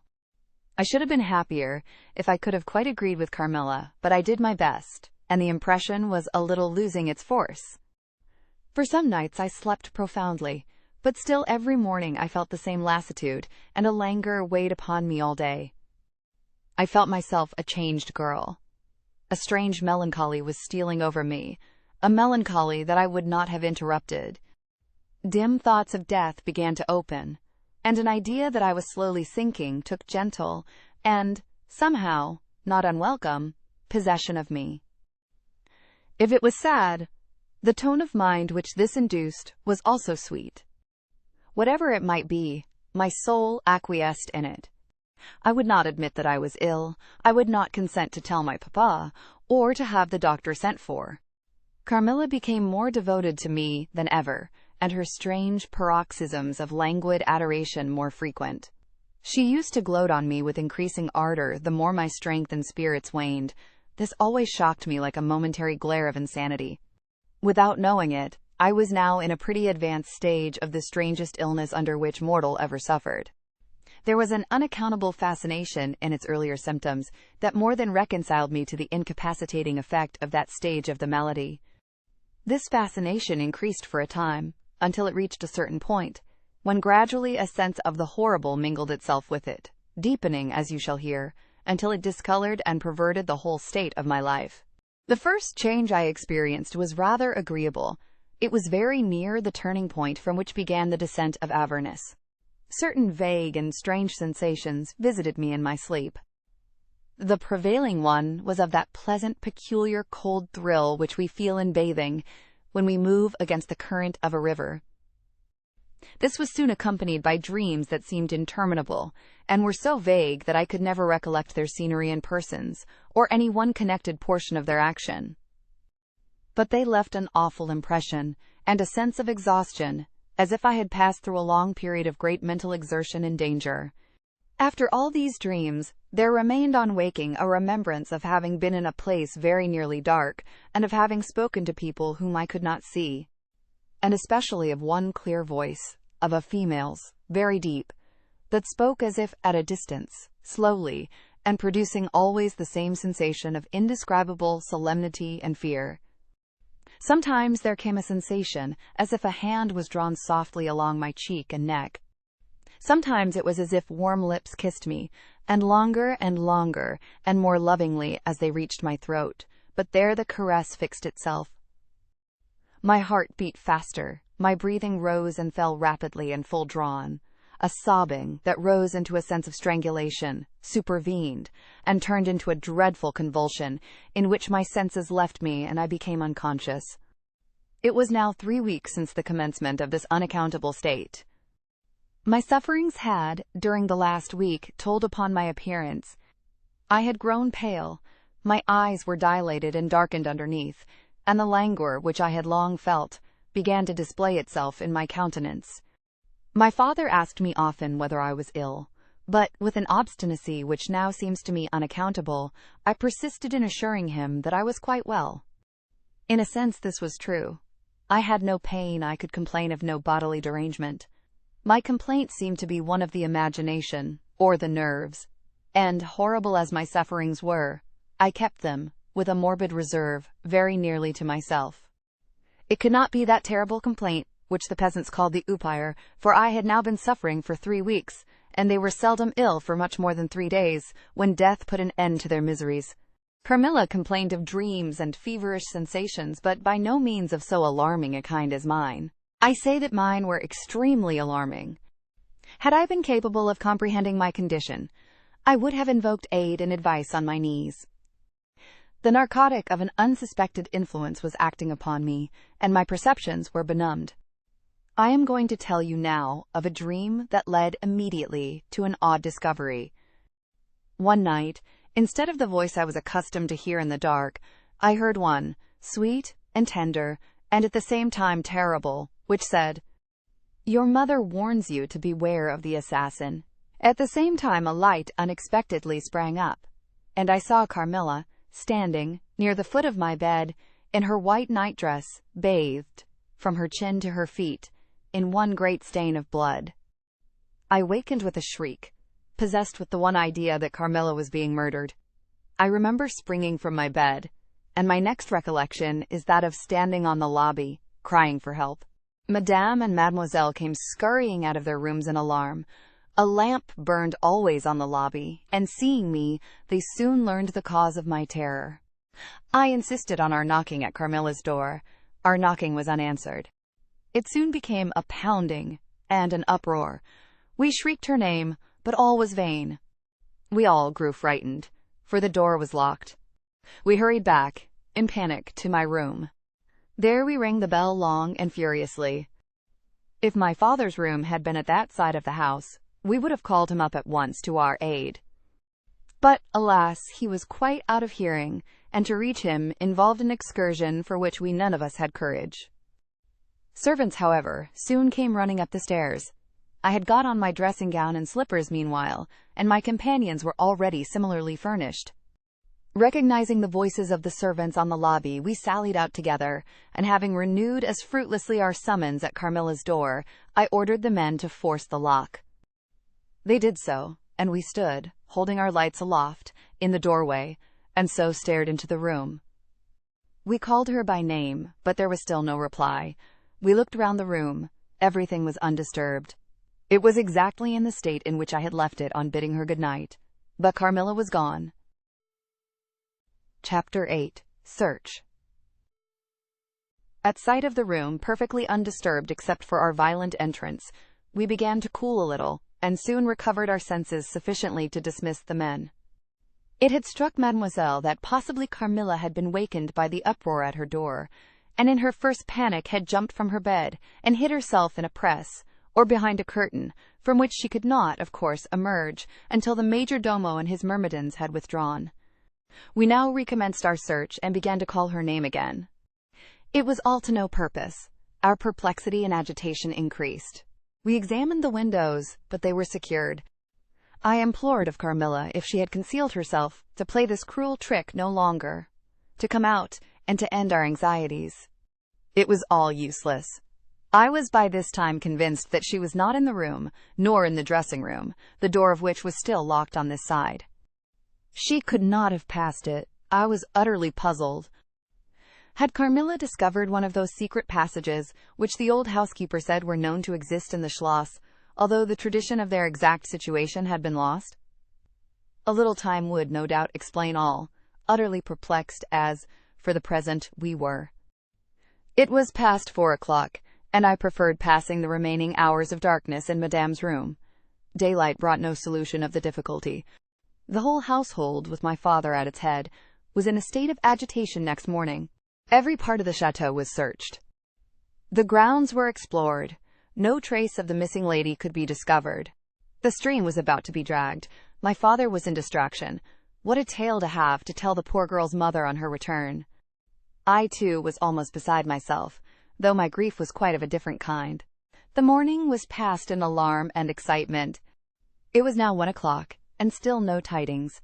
I ran up to Carmilla's room, and found her standing at her dressing table. I was astounded. I could not believe my eyes.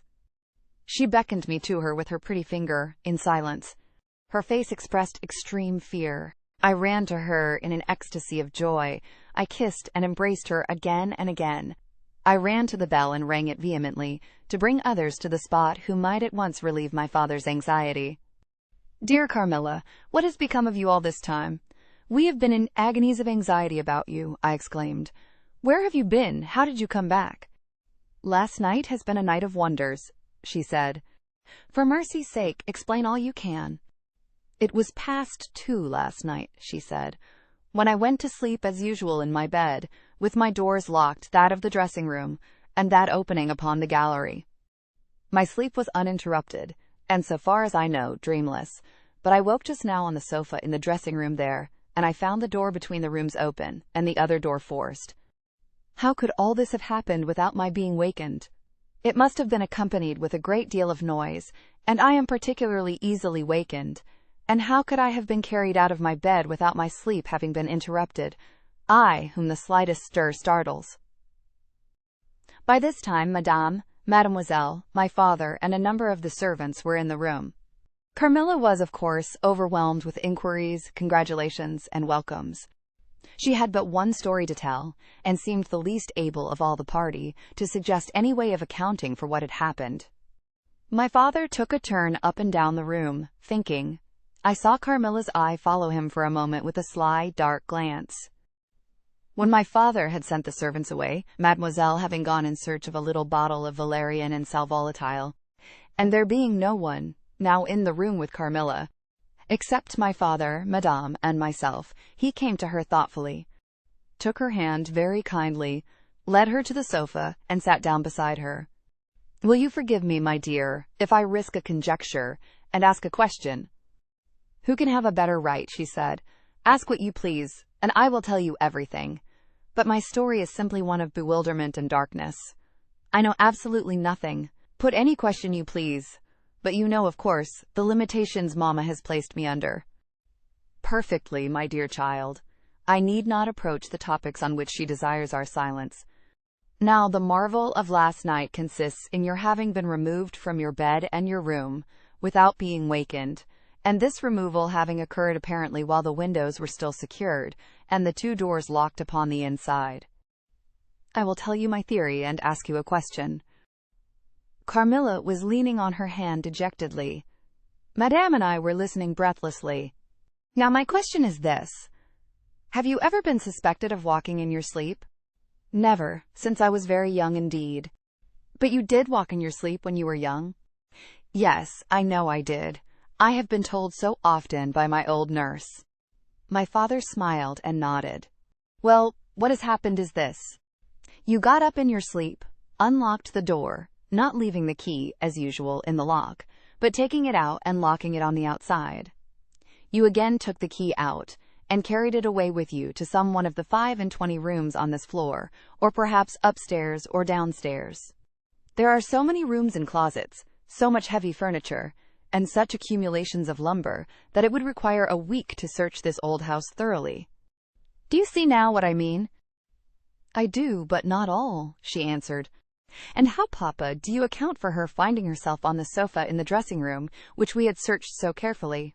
She came there after you had searched it, still in her sleep, and at last awoke spontaneously, and was as much surprised to find herself where she was as anyone else.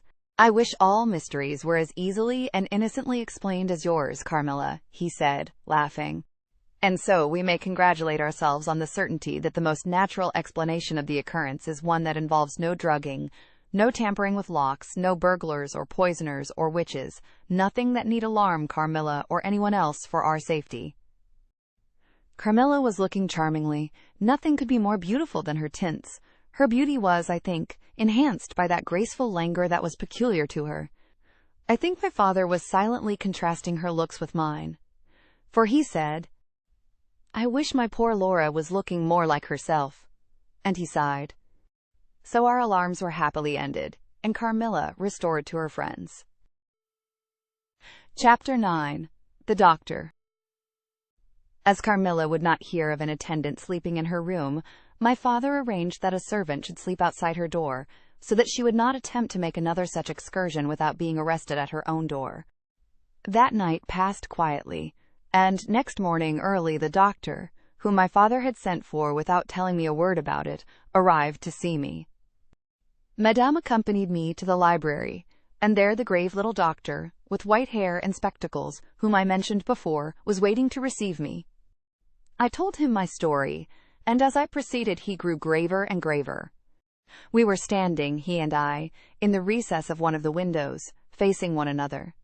When my statement was over, he leaned with his shoulders against the wall, and with his eyes fixed on me earnestly, with an interest in which was a dash of horror. After a minute's reflection, he asked Madame if he could see my father. He was sent for accordingly, and as he entered, smiling, he said, "I dare say, doctor, you are going to tell me that I am an old fool for having brought you here. I hope I am." But his smile faded into shadow as the doctor, with a very grave face, beckoned him to him. He and the doctor talked for some time in the same recess, where I had just conferred with the physician.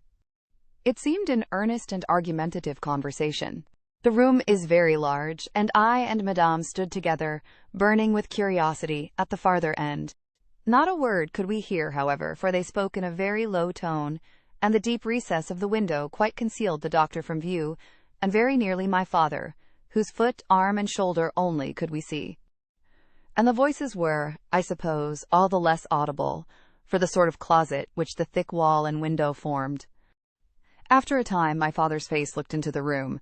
It was pale, thoughtful, and, I fancied, agitated. "Laura, dear, come here for a moment." "Madame, we shan't trouble you," the doctor says, "at present." Accordingly I approached, for the first time a little alarmed, for although I felt very weak, I did not feel ill, and strength, one always fancies, is a thing that may be picked up when we please. My father held out his hand to me as I drew near, but he was looking at the doctor, and he said, "It certainly is very odd. I don't understand it quite. Laura, come here, dear. Now attend to Dr. Spielsberg and recollect yourself. You mentioned a sensation like that of 2 needles piercing the skin, somewhere about your neck, on the night when you experienced your first horrible dream. Is there still any soreness?"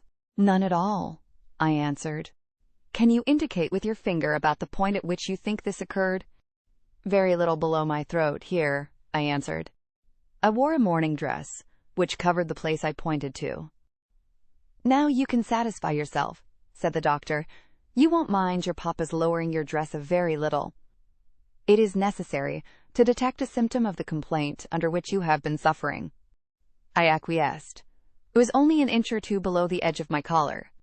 "God bless me, so it is!" exclaimed my father, growing pale. "You see it now with your own eyes," said the doctor with a gloomy triumph. "What is it?" I exclaimed, beginning to be frightened. "Nothing, my dear young lady, but a small blue spot, about the size of the tip of your little finger. And now," he continued, turning to Papa, "the question is, what is best to be done?" "Is there any danger?" I urged in great trepidation. "I trust not, my dear," answered the doctor. "I don't see why you should not recover. I don't see why you should not begin immediately to get better. That is the point at which the sense of strangulation begins." "Yes," I answered. "And, recollect as well as you can, the same point was a kind of center of that thrill which you described just now, like the current of a cold stream running against you?" "It may have been. I think it was. You see," he added, turning to my father. "Shall I say a word to Madame?" "Certainly," said my father. He called Madame to him and said, "I find my young friend here far from well. It won't be of any great consequence, I hope, but it will be necessary that some steps be taken, which I will explain by and by. But in the meantime, Madame, you will be so good as not to let Miss Laura be alone for one moment. That is the only direction I need give for the present. It is indispensable." "We may rely upon your kindness, Madame, I know," added my father. Madame satisfied him eagerly. "And you, dear Laura, I know you will observe the doctor's direction. I shall have to ask your opinion upon another patient whose symptoms slightly resemble those of my daughter that have just been detailed to you, very much milder in degree, but I believe quite of the same sort. She is a young lady, our guest, But as you say you will be passing this way again this evening, you can't do better than take your supper here, and you can then see her. She does not come down till the afternoon." "I thank you," said the doctor. "I shall be with you, then, at about 7 this evening." And then they repeated their directions to me and to Madame, and with this parting charge, my father left us and walked out with the doctor, and I saw them pacing together up and down between the road and the moat, on the grassy platform in front of the castle, evidently absorbed in earnest conversation. The doctor did not return. I saw him mount his horse there, take his leave, and ride away eastward through the forest. Nearly at the same time I saw the man arrive from Dramfield with the letters, and dismount and hand the bag to my father. In the meantime, Madame and I were both busy, lost in conjecture as to the reasons of the singular and earnest direction which the doctor and my father had concurred in imposing. Madame, as she afterwards told me, was afraid the doctor apprehended a sudden seizure, and that, without prompt assistance, I might either lose my life in a fit, or at least be seriously hurt.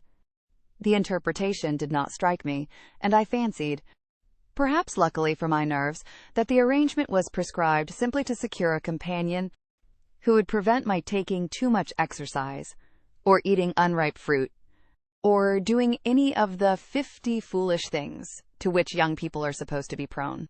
About half an hour after my father came in, he had a letter in his hand, and said, "This letter had been delayed. It is from General Spielsdorf. He might have been here yesterday. He may not come till tomorrow, or he may be here today." He put the open letter into my hand, but he did not look pleased, as he used when a guest, especially one so much loved as the General, was coming. On the contrary, he looked as if he wished him at the bottom of the Red Sea. There was plainly something on his mind which he did not choose to divulge. "Papa, darling, will you tell me this?" said I, suddenly laying my hand on his arm, and looking, I am sure, imploringly in his face. "Perhaps," he answered, smoothing my hair caressingly over my eyes. "Does the doctor think me very ill?" "No, dear, he thinks, if right steps are taken, you will be quite well again, at least on the high road to a complete recovery in a day or two," he answered, a little dryly. "I wish our good friend, the General, had chosen any other time. That is, I wish you had been perfectly well to receive him." "But do tell me, Papa," I insisted, "what does he think is the matter with me?" "Nothing. You must not plague me with questions," he answered, with more irritation than I ever remember him to have displayed before, and seeing that I looked wounded, I suppose, he kissed me and added, "You shall know all about it in a day or two, that is, all that I know. In the meantime, you are not to trouble your head about it." He turned and left the room, but came back before I had done wondering and puzzling over the oddity of all this. It was merely to say that he was going to Karnstein, and had ordered the carriage to be ready at 12, and that I and Madame should accompany him. He was going to see the priest who lived near those picturesque grounds, upon business, and, as Carmilla had never seen them, she could follow, when she came down, with Mademoiselle, who would bring materials for what you call a picnic, which might be laid for us in the ruined castle. At 12 o'clock, accordingly, I was ready, and not long after, my father, Madame, and I set out upon our projected drive. Passing the drawbridge, we turned to the right, and follow the road over the steep Gothic bridge, westward, to reach the deserted village and ruined castle of Karnstein. No sylvan drive can be fancied prettier. The ground breaks into gentle hills and hollows, all clothed with beautiful wood, totally destitute of the comparative formality which artificial planting and early culture and pruning impart. The irregularities of the ground often lead the road out of its course and cause it to wind beautifully round the sides of broken hollows and the steeper sides of the hills, among varieties of ground almost inexhaustible. Turning one of these points, we suddenly encountered our old friend, the General, riding towards us, attended by a mounted servant. His portmanteaus were following in a hired wagon, such as we term a cart. The General dismounted as we pulled up, and, after the usual greetings, was easily persuaded to accept the vacant seat in the carriage and send his horse on with his servant to the Schloss. Chapter 10. Bereaved. It was about 10 months since we had last seen him, but that time had sufficed to make an alteration of years in his appearance. He had grown thinner. Something of gloom and anxiety had taken the place of that cordial serenity which used to characterize his features. His dark blue eyes, always penetrating, now gleamed with a sterner light from under his shaggy gray eyebrows. It was not such a change as grief alone usually induces, and angrier passions seemed to have had their share in bringing it about. We had not long resumed our drive when the general began to talk with his usual soldierly directness of the bereavement, as he termed it, which he had sustained in the death of his beloved niece and ward. And he then broke out in a tone of intense bitterness and fury, inveighing against the hellish arts to which she had fallen a victim, and expressing, with more exasperation than piety, his wonder that heaven should tolerate so monstrous an indulgence of the lusts and malignity of hell. My father, who saw at once that something very extraordinary had befallen, asked him, if not too painful to him, to detail the circumstances which he thought justified the strong terms in which he expressed himself. "I should tell you all with pleasure," said the general, "but you would not believe me." "Why should I not?" he asked. "Because," he answered testily, "you believe in nothing but what consists with your own prejudices and illusions. I remember when I was like you, but I have learned better." "Try me," said my father. "I am not such a dogmatist as you suppose. Besides which, I very well know that you generally require proof for what you believe, and am, therefore, very strongly predisposed to respect your conclusions. You are right in supposing that I have not been led lightly into a belief in the marvelous, for what I have experienced is marvelous, and I have been forced by extraordinary evidence to credit that which ran counter diametrically to all my theories. I have been made the dupe of a preternatural conspiracy." Notwithstanding his professions of confidence in the general's penetration, I saw my father at this point glance at the general, with, as I thought, a marked suspicion of his sanity. The general did not see it, luckily. He was looking gloomily and curiously into the glades and vistas of the woods that were opening before us. "You are going to the ruins of Karnstein," he said. "Yes, it is a lucky coincidence. Do you know I was going to ask you to bring me there to inspect them? I have a special object in exploring. There is a ruined chapel, ain't there, with a great many tombs of that extinct family?" "So there are. Highly interesting," said my father. "I hope you are thinking of claiming the title and estates?" My father said this gaily, but the general did not recollect the laugh, or even the smile, which courtesy exacts for a friend's joke. On the contrary, he looked grave and even fierce, ruminating on a matter that stirred his anger and horror. "Something very different," he said gruffly. "I mean to unearth some of those fine people. I hope, by God's blessing, to accomplish a pious sacrilege here, which will relieve our earth of certain monsters, and enable honest people to sleep in their beds without being assailed by murderers. I have strange things to tell you, my dear friend, such as I myself would have scouted as incredible a few months since." My father looked at him again, but this time not with a glance of suspicion, with an eye, rather, of keen intelligence and alarm. "The house of Karnstein," he said, "has been long extinct, 100 years at least. My dear wife was maternally descended from the Karnsteins.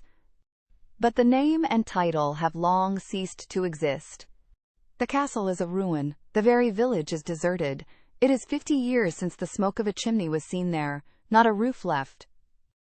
"Quite true. I have heard a great deal about that since I last saw you, a great deal that will astonish you. But I had better relate everything in the order in which it occurred," said the general. "You saw my dear ward. My child, I may call her. No creature could have been more beautiful, and only 3 months ago none more blooming." "Yes, poor thing. When I saw her last she certainly was quite lovely," said my father. "I was grieved and shocked more than I can tell you, my dear friend. I knew what a blow it was to you." He took the general's hand, and they exchanged a kind pressure. Tears gathered in the old soldier's eyes.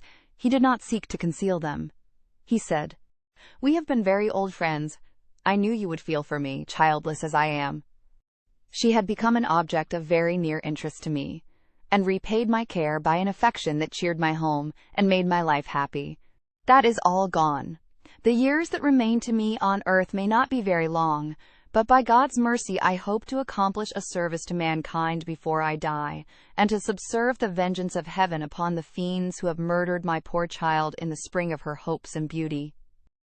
"You said just now, that you intended relating everything as it occurred," said my father. "Pray do. I assure you that it is not mere curiosity that prompts me." By this time we had reached the point at which the Drunstall road, by which the general had come, diverges from the road which we were traveling to Karnstein. "How far is it to the ruins?" inquired the general, looking anxiously forward. "About half a league," answered my father. "Pray let us hear the story you were so good as to promise." Chapter 11. The Story. "With all my heart," said the general, with an effort. And after a short pause in which to arrange his subject, he commenced one of the strangest narratives I ever heard. "My dear child was looking forward with great pleasure to the visit you had been so good as to arrange for her to your charming daughter." Here he made me a gallant but melancholy bow. "In the meantime, we had an invitation to my old friend the Count Karlsfeld, whose schloss is about 6 leagues to the other side of Karnstein. It was to attend the series of fêtes, which, you remember, were given by him in honor of his illustrious visitor, the Grand Duke Charles." "Yes, and very splendid I believe they were," said my father. "Princely! But then his hospitalities are quite regal. He has Aladdin's lamp. The night from which my sorrow dates was devoted to a magnificent masquerade. The grounds were thrown open, the trees hung with colored lamps. There was such a display of fireworks as Paris itself had never witnessed. And such music. Music, you know, is my weakness. Such ravishing music. The finest instrumental band, perhaps, in the world, and the finest singers who could be collected from all the great operas in Europe. As you wandered through these fantastically illuminated grounds, the moon-lighted chateau throwing a rosy light from its long rows of windows, you would suddenly hear these ravishing voices stealing from the silence of some grove, or rising from boats upon the lake. I felt myself, as I looked and listened, carried back into the romance and poetry of my early youth. When the fireworks were ended, and the ball beginning, we returned to the noble suite of rooms that were thrown open to the dancers. A masked ball, you know, is a beautiful sight, but so brilliant a spectacle of the kind I never saw before. It was a very aristocratic assembly. I was myself almost the only nobody present. My dear child was looking quite beautiful. She wore no mask. Her excitement and delight added an unspeakable charm to her features, always lovely. I remarked a young lady, dressed magnificently but wearing a mask, who appeared to me to be observing my ward with extraordinary interest. I had seen her, earlier in the evening, in the great hall, and again, for a few minutes, walking near us, on the terrace under the castle windows, similarly employed. A lady, also masked, richly and gravely dressed, and with a stately air, like a person of rank, accompanied her as a chaperone. Had the young lady not worn a mask, I could, of course, have been much more certain upon the question whether she was really watching my poor darling. I am now well assured that she was. We were now in one of the salons. My poor dear child had been dancing, and was resting a little in one of the chairs near the door. I was standing near. The 2 ladies I have mentioned had approached, and the younger took the chair next my ward, while her companion stood beside me, and for a little time addressed herself in a low tone to her charge. Availing herself of the privilege of her mask, she turned to me, and in the tone of an old friend, and calling me by my name, opened a conversation with me, which piqued my curiosity a good deal. She referred to many scenes where she had met me, at court, and at distinguished houses. She alluded to little incidents which I had long ceased to think of, but which, I found, had only lain in abeyance in my memory, for they instantly started into life at her touch. I became more and more curious to ascertain who she was, every moment. She parried my attempts to discover very adroitly and pleasantly. The knowledge she showed of many passages in my life seemed to me all but unaccountable, and she appeared to take a not unnatural pleasure in foiling my curiosity, and in seeing me flounder in my eager perplexity from one conjecture to another. In the meantime, the young lady whom her mother called by the odd name of Millarca, when she once or twice addressed her, had, with the same ease and grace, got into conversation with my ward. She introduced herself by saying that her mother was a very old acquaintance of mine. She spoke of the agreeable audacity which a mask rendered practicable. She talked like a friend. She admired her dress, and insinuated very prettily her admiration of her beauty. She amused her with laughing criticisms upon the people who crowded the ballroom, and laughed at my poor child's fun. She was very witty and lively when she pleased, and after a time they had grown very good friends, and the young stranger lowered her mask, displaying a remarkably beautiful face. I had never seen it before. Neither had my dear child. But though it was new to us, the features were so engaging, as well as lovely, that it was impossible not to feel the attraction powerfully. My poor girl did so. I never saw anyone more taken with another at first sight. Unless, indeed, it was the stranger herself, who seemed quite to have lost her heart to her. In the meantime, availing myself of the license of a masquerade, I put not a few questions to the elder lady. "You have puzzled me utterly," I said, laughing. "Is that not enough? Won't you, now, consent to stand on equal terms, and do me the kindness to remove your mask?" "Can any request be more unreasonable?" she replied. "Ask a lady to yield an advantage. Beside, how do you know you should recognize me? Years make changes." "As you see," I said, with a bow, and I suppose a rather melancholy little laugh.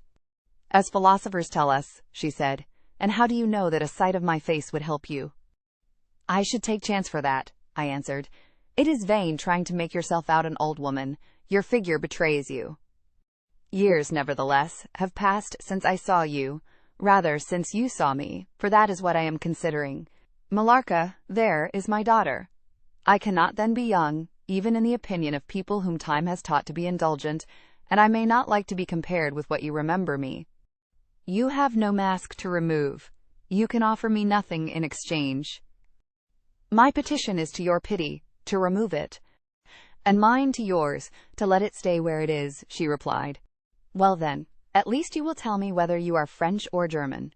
You speak both languages so perfectly." "I don't think I shall tell you that, General. You intend a surprise, and are meditating the particular point of attack." "At all events, you won't deny this," I said, "that being honored by your permission to converse, I ought to know how to address you. Shall I say Madame la Comtesse?" She laughed, and she would, no doubt, have met me with another evasion, if indeed I can treat any occurrence in an interview, every circumstance of which was prearranged, as I now believe, with the profoundest cunning, as liable to be modified by accident. "As to that," she began, but she was interrupted, almost as she opened her lips, by a gentleman dressed in black, who looked particularly elegant and distinguished, with this drawback, that his face was the most deadly pale I ever saw, except in death. He was in no masquerade, in the plain evening dress of a gentleman, and he said without a smile, but with a courtly and unusually low bow, "Will Madame la Comtesse permit me to say a very few words which may interest her?" The lady turned quickly to him, and touched her lip in token of silence. She then said to me, "Keep my place for me, General. I shall return when I have said a few words." And with this injunction, playfully given, she walked a little aside with the gentleman in black, and talked for some minutes, apparently very earnestly. They then walked away slowly together in the crowd, and I lost them for some minutes. I spent the interval in cudgelling my brains for a conjecture as to the identity of the lady who seemed to remember me so kindly, and I was thinking of turning about and joining in the conversation between my pretty ward and the Countess's daughter, and trying whether, by the time she returned, I might not have a surprise in store for her, by having her name, title, chateau, and estates at my fingers' ends. But at this moment she returned, accompanied by the pale man in black, who said, "I shall return and inform Madame la Comtesse when her carriage is at the door." He withdrew with a bow. Chapter 12. A Petition. "Then we are to lose Madame la Comtesse, but I hope only for a few hours," I said, with a low bow. "It may be that only, or it may be a few weeks. It was very unlucky his speaking to me just now as he did. Do you now know me?" I assured her I did not. "You shall know me," she said, "but not at present. We are older and better friends than, perhaps, you suspect. I cannot yet declare myself. I shall in 3 weeks pass your beautiful Schloss, about which I have been making inquiries. I shall then look in upon you for an hour or two, and renew a friendship which I never think of without 1,000 pleasant recollections. This moment a piece of news has reached me like a thunderbolt. I must set out now, and travel by a devious route, nearly 100 miles, with all the dispatch I can possibly make. My perplexities multiply. I am only deterred by the compulsory reserve I practice as to my name from making a very singular request of you. My poor child has not quite recovered her strength. Her horse fell with her, at a hunt which she had ridden out to witness. Her nerves have not yet recovered the shock, and our physician says that she must on no account exert herself for some time to come. We came here, in consequence, by very easy stages, hardly 6 leagues a day.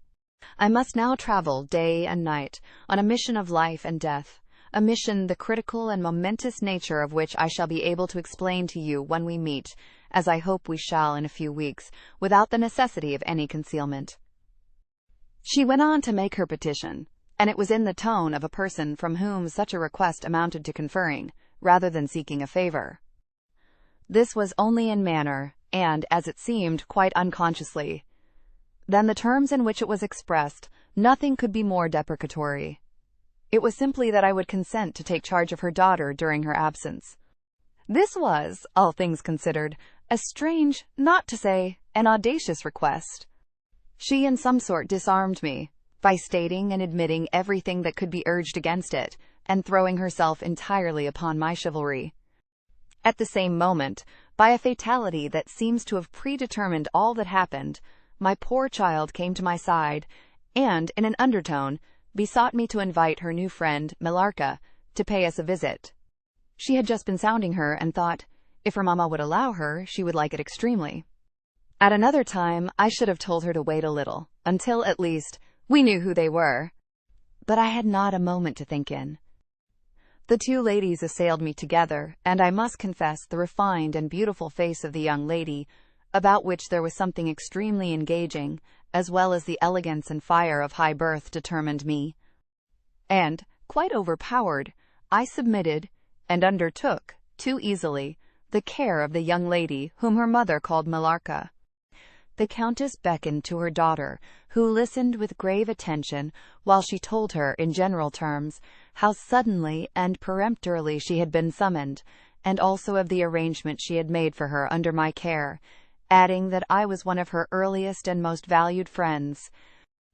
I made, of course, such speeches as the case seemed to call for, and found myself, on reflection, in a position which I did not half like.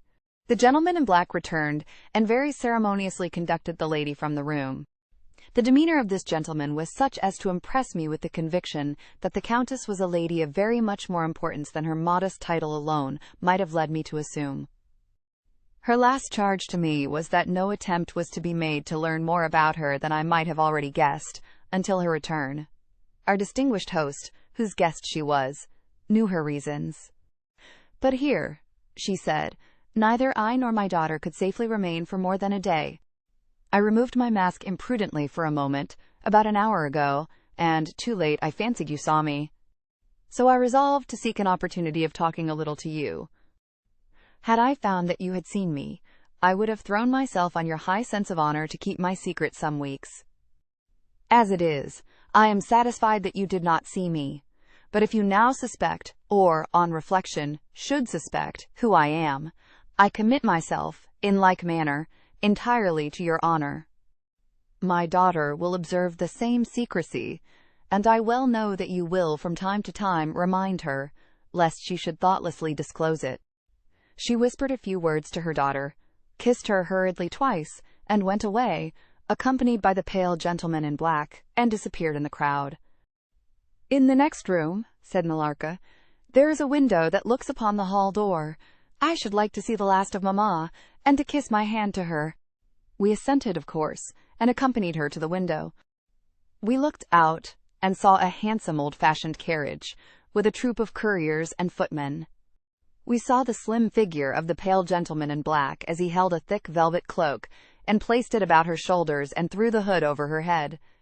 She nodded to him, and just touched his hand with hers. He bowed low repeatedly as the door closed, and the carriage began to move. "She is gone," said Millarca with a sigh.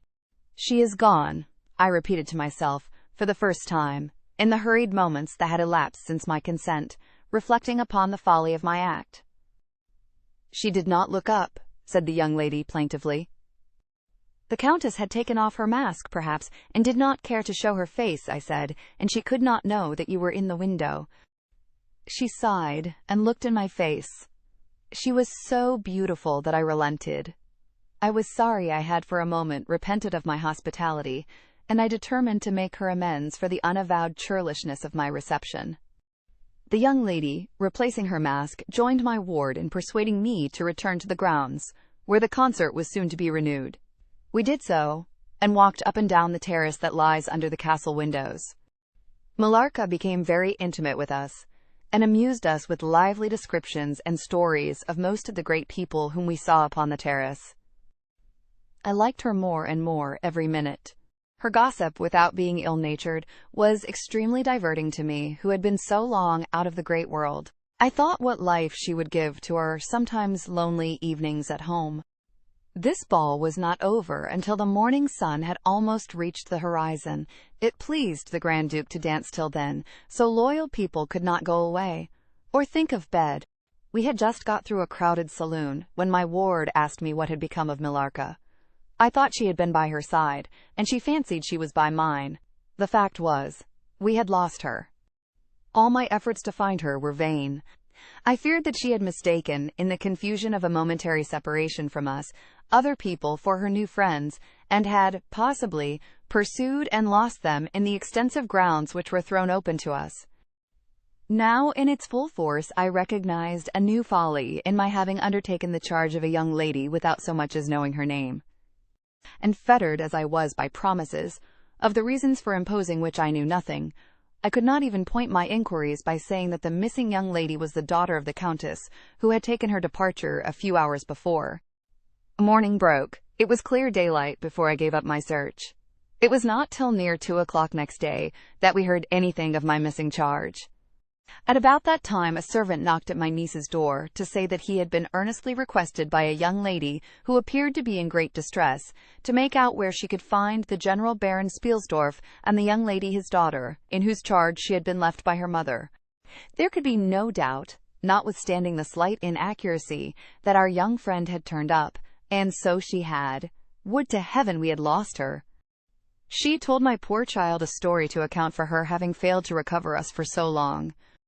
Very late, she said, she had got to the housekeeper's bedroom in despair of finding us, and had then fallen into a deep sleep which, long as it was, had hardly sufficed to recruit her strength after the fatigues of the ball. That day Millarca came home with us. I was only too happy, after all, to have secured so charming a companion for my dear girl. Chapter 13. The Woodman. There soon, however, appeared some drawbacks. In the first place, Millarca complained of extreme languor, the weakness that remained after her late illness, and she never emerged from her room till the afternoon was pretty far advanced. In the next place, it was accidentally discovered, although she always locked her door on the inside, and never disturbed the key from its place till she admitted the maid to assist at her toilet, that she was undoubtedly sometimes absent from her room in the very early morning, and at various times later in the day, before she wished it to be understood that she was stirring. She was repeatedly seen from the windows of the Schloss, in the first faint grey of the morning, walking through the trees, in an easterly direction, and looking like a person in a trance. This convinced me that she walked in her sleep. But this hypothesis did not solve the puzzle. How did she pass out from her room, leaving the door locked on the inside? How did she escape from the house without unbarring door or window? In the midst of my perplexities, an anxiety of a far more urgent kind presented itself. My dear child began to lose her looks and health, and that in a manner so mysterious and even horrible that I became thoroughly frightened. She was at first visited by appalling dreams, then, as she fancied, by a spectre, sometimes resembling Millarca, sometimes in the shape of a beast, indistinctly seen, walking round the foot of her bed, from side to side. Lastly came sensations. One, not unpleasant but very peculiar, she said, resembled the flow of an icy stream against her breast. At a later time she felt something like a pair of large needles pierce her, a little below the throat, with a very sharp pain. A few nights after, followed a gradual and convulsive sense of strangulation. Then came unconsciousness.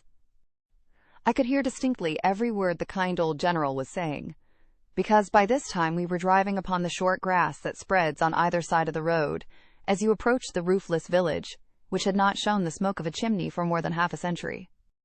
You may guess how strangely I felt as I heard my own symptoms so exactly described in those which had been experienced by the poor girl, who, but for the catastrophe which followed, would have been at that moment a visitor at my father's chateau.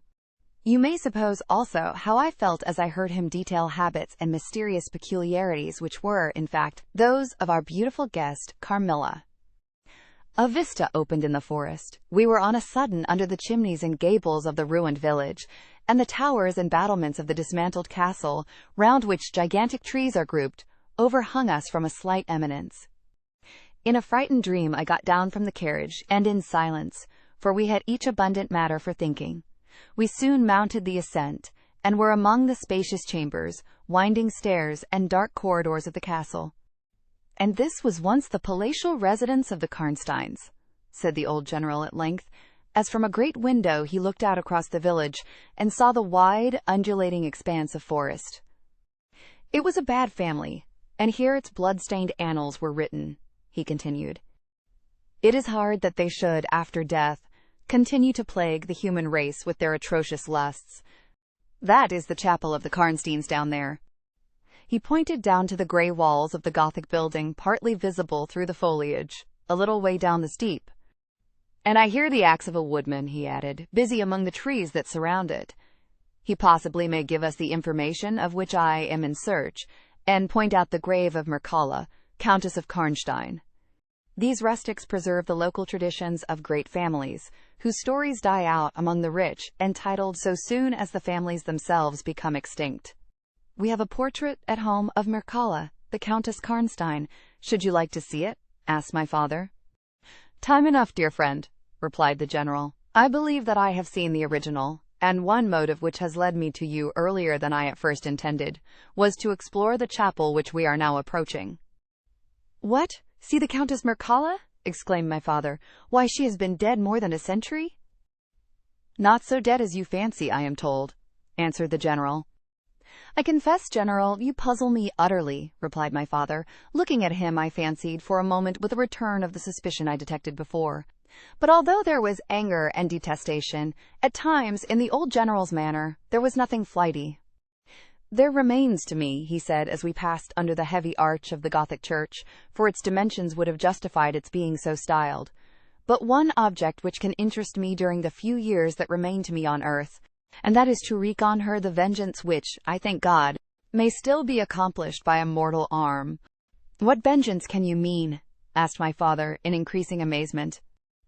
"I mean to decapitate the monster," he answered, with a fierce flush, and a stamp that echoed mournfully through the hollow ruin, and his clenched hand was at the same moment raised, as if it grasped the handle of an axe, while he shook it ferociously in the air.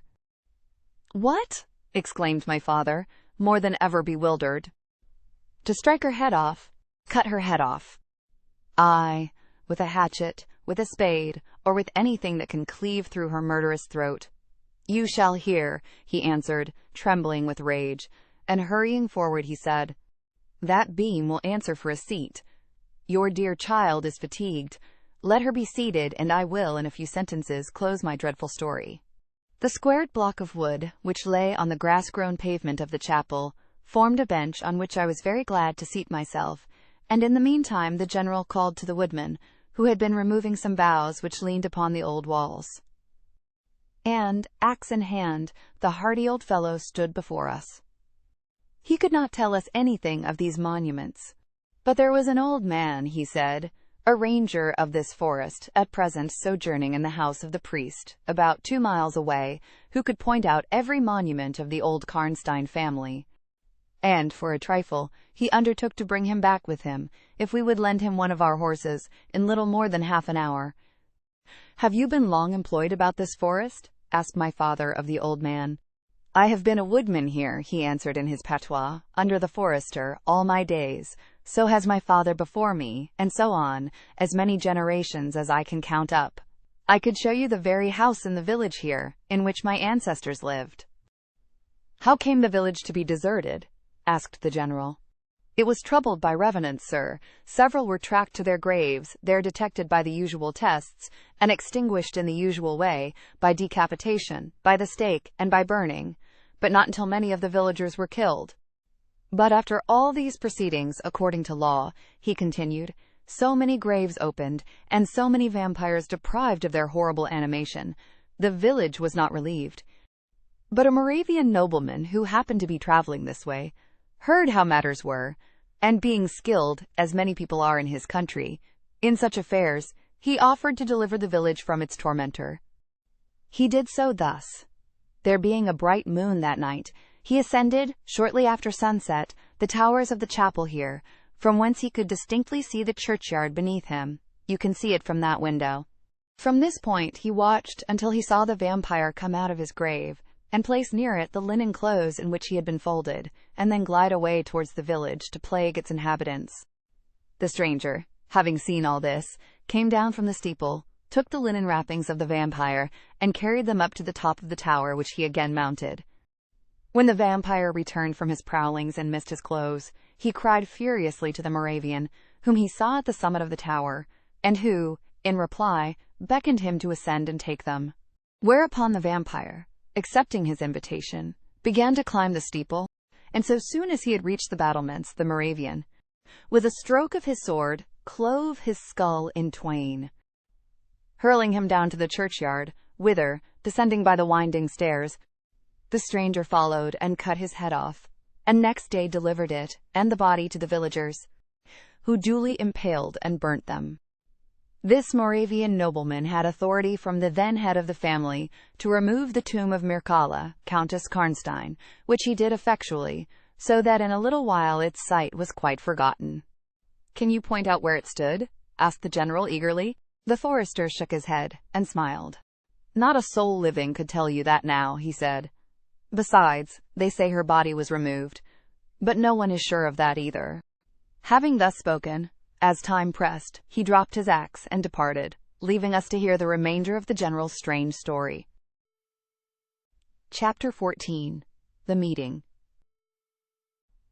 "My beloved child," he resumed, "was now growing rapidly worse. The physician who attended her had failed to produce the slightest impression on her disease, for such I then supposed it to be. He saw my alarm, and suggested a consultation. I called in an abler physician, from Gratz. Several days elapsed before he arrived. He was a good and pious, as well as a learned man. Having seen my poor ward together, they withdrew to my library to confer and discuss. I, from the adjoining room, where I awaited their summons, heard these two gentlemen's voices raised in something sharper than a strictly philosophical discussion. I knocked at the door and entered. I found the old physician from Gratz maintaining his theory. His rival was combating it with undisguised ridicule, accompanied with bursts of laughter. This unseemly manifestation subsided, and the altercation ended on my entrance. "Sir," said my first physician, "my learned brother seems to think that you want a conjurer and not a doctor." "Pardon me," said the old physician from Gratz, looking displeased. "I shall state my own view of the case in my own way another time. I grieve, Monsieur le Général, that by my skill and science I can be of no use. Before I go, I shall do myself the honor to suggest something to you." He seemed thoughtful, and sat down at a table and began to write. Profoundly disappointed, I made my bow, and as I turned to go, the other doctor pointed over his shoulder to his companion who was writing, and then, with a shrug, significantly touched his forehead. This consultation, then, left me precisely where I was. I walked out into the grounds, all but distracted. The doctor from Gratz, in 10 or 15 minutes, overtook me. He apologized for having followed me, but said that he could not conscientiously take his leave without a few words more. He told me that he could not be mistaken. No natural disease exhibited the same symptoms, and that death was already very near.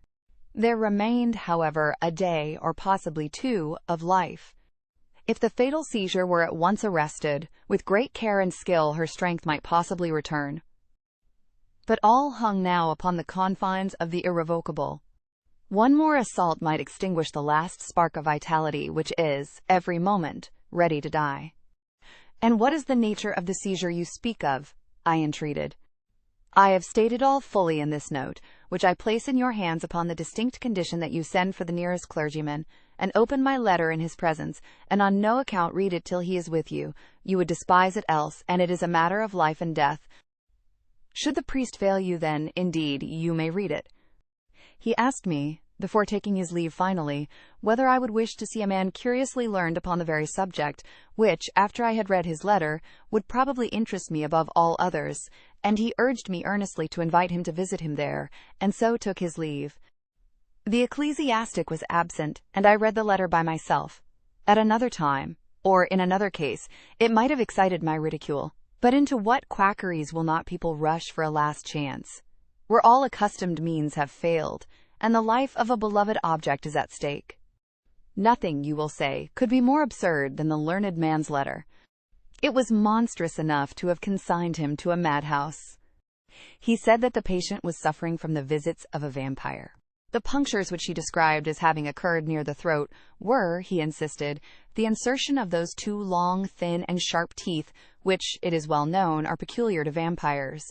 And there could be no doubt, he added, as to the well-defined presence of the small, livid mark which all concurred in describing as that induced by the demon's lips, and every symptom described by the sufferer was in exact conformity with those recorded in every case of a similar visitation. Being myself wholly skeptical as to the existence of any such portent as the vampire, the supernatural theory of the good doctor furnished, in my opinion, but another instance of learning and intelligence oddly associated with some one hallucination. I was so miserable, however, that rather than try nothing, I acted upon the instructions of the letter. I concealed myself in the dark dressing-room that opened upon the poor patient's room, in which a candle was burning, and watched there till she was fast asleep. I stood at the door, peeping through the small crevice, my sword laid on the table beside me, as my directions prescribed, until, a little after 1, I saw a large black object, very ill-defined, crawl, as it seemed to me, over the foot of the bed, and swiftly spread itself up to the poor girl's throat, where it swelled, in a moment, into a great, palpitating mass. For a few moments I had stood petrified. I now sprang forward, with my sword in my hand.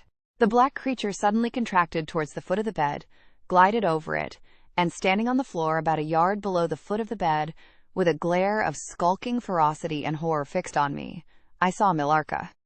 Speculating I know not what, I struck at her instantly with my sword, but I saw her standing near the door, unscathed. Horrified, I pursued, and struck again. She was gone, and my sword flew to shivers against the door. I can't describe to you all that passed on that horrible night. The whole house was up and stirring. The spectre Millarca was gone, but her victim was sinking fast, and before the morning dawned, she died. The old general was agitated. We did not speak to him. My father walked to some little distance, and began reading the inscriptions on the tombstones, and thus occupied, he strolled into the door of a side chapel to prosecute his researches. The general leaned against the wall, dried his eyes, and sighed heavily. I was relieved on hearing the voices of Carmilla and Madame, who were at that moment approaching. The voices died away. In this solitude, having just listened to so strange a story, connected, as it was, with the great entitled dead, whose monuments were mouldering among the dust and ivy round us, and every incident of which bore so awfully upon my own mysterious case, in this haunted spot, darkened by the towering foliage that rose on every side, dense and high above its noiseless walls, a horror began to steal over me, and my heart sank, as I thought that my friends were, after all, not about to enter and disturb this triste and ominous scene. The old general's eyes were fixed on the ground, as he leaned with his hand upon the basement of a shattered monument. Under a narrow arched doorway, surmounted by one of those demoniacal grotesques in which the cynical and ghastly fancy of old Gothic carving delights, I saw very gladly the beautiful face and figure of Carmilla enter the shadowy chapel. I was just about to rise and speak, and nodded smiling, in answer to her peculiarly engaging smile, when, with a cry, the old man by my side caught up the woodman's hatchet and started forward. On seeing him, a brutalized change came over her features. It was an instantaneous and horrible transformation, as she made a crouching step backwards. Before I could utter a scream, he struck at her with all his force, but she dived under his blow, and unscathed caught him in her tiny grasp by the wrist. He struggled for a moment to release his arm, but his hand opened, the axe fell to the ground, and the girl was gone. He staggered against the wall. His gray hair stood upon his head, and a moisture shone over his face, as if he were at the point of death. The frightful scene had passed in a moment. The first thing I recollect after is Madame standing before me and impatiently repeating again and again the question, "Where is Mademoiselle Carmilla?" I answered at length, "I don't know, I can't tell, she went there," and I pointed to the door through which Madame had just entered. Only a minute or two since. But I have been standing there in the passage ever since Mademoiselle Carmilla entered, and she did not return. She then began to call Carmilla, through every door and passage and from the windows, but no answer came. "She called herself Carmilla?" asked the general, still agitated. "Carmilla, yes," I answered. "Aye," he said, "that is Millarca. That is the same person who long ago was called Mircalla, Countess Karnstein. Depart from this accursed ground, my poor child, as quickly as you can. Drive to the clergyman's house, and stay there till we come. Begone! May you never behold Carmilla more. You will not find her here." Chapter 15. Ordeal and Execution. As he spoke, one of the strangest-looking men I ever beheld entered the chapel at the door through which Carmilla had made her entrance and her exit. He was tall, narrow-chested, stooping, with high shoulders, and dressed in black. His face was brown and dried in with deep furrows. He wore an oddly shaped hat with a broad leaf. His hair, long and grizzled, hung on his shoulders. He wore a pair of gold spectacles and walked slowly, with an odd, shambling gait, with his face sometimes turned up to the sky and sometimes bowed down towards the ground, seemed to wear a perpetual smile. His long, thin arms were swinging, and his lank hands, in old black gloves ever so much too wide for them, waving and gesticulating in utter abstraction. "The very man!" exclaimed the general, advancing with manifest delight. "My dear Baron, how happy I am to see you! I had no hope of meeting you so soon." He signed to my father, who had by this time returned, and leading the fantastic old gentleman, whom he called the Baron, to meet him. He introduced him formally, and they at once entered into earnest conversation.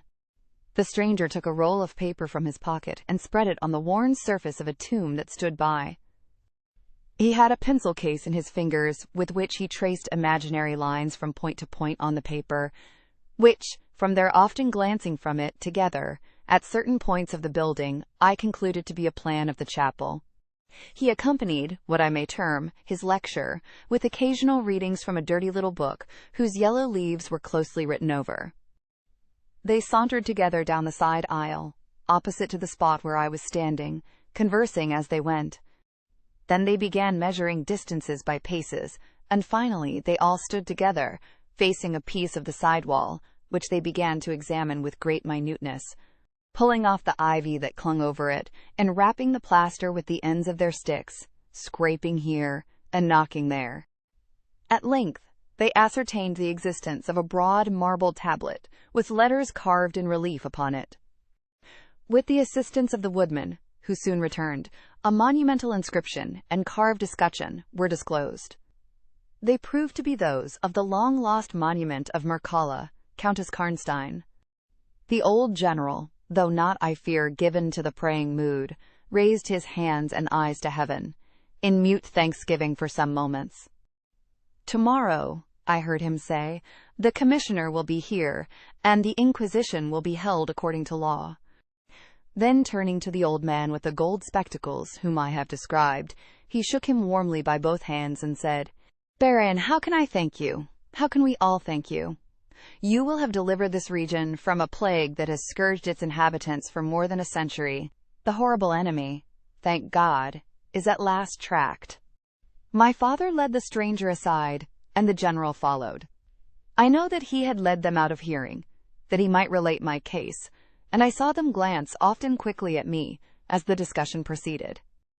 My father came to me, kissed me again and again, and leading me from the chapel said, "It is time to return, but before we go home, we must add to our party the good priest, who lives but a little way from this, and persuade him to accompany us to the Schloss."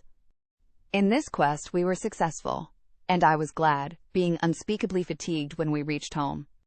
But my satisfaction was changed to dismay on discovering that there were no tidings of Carmilla. Of the scene that had occurred in the ruined chapel, no explanation was offered to me, and it was clear that it was a secret which my father, for the present, determined to keep from me. The sinister absence of Carmilla made the remembrance of the scene more horrible to me.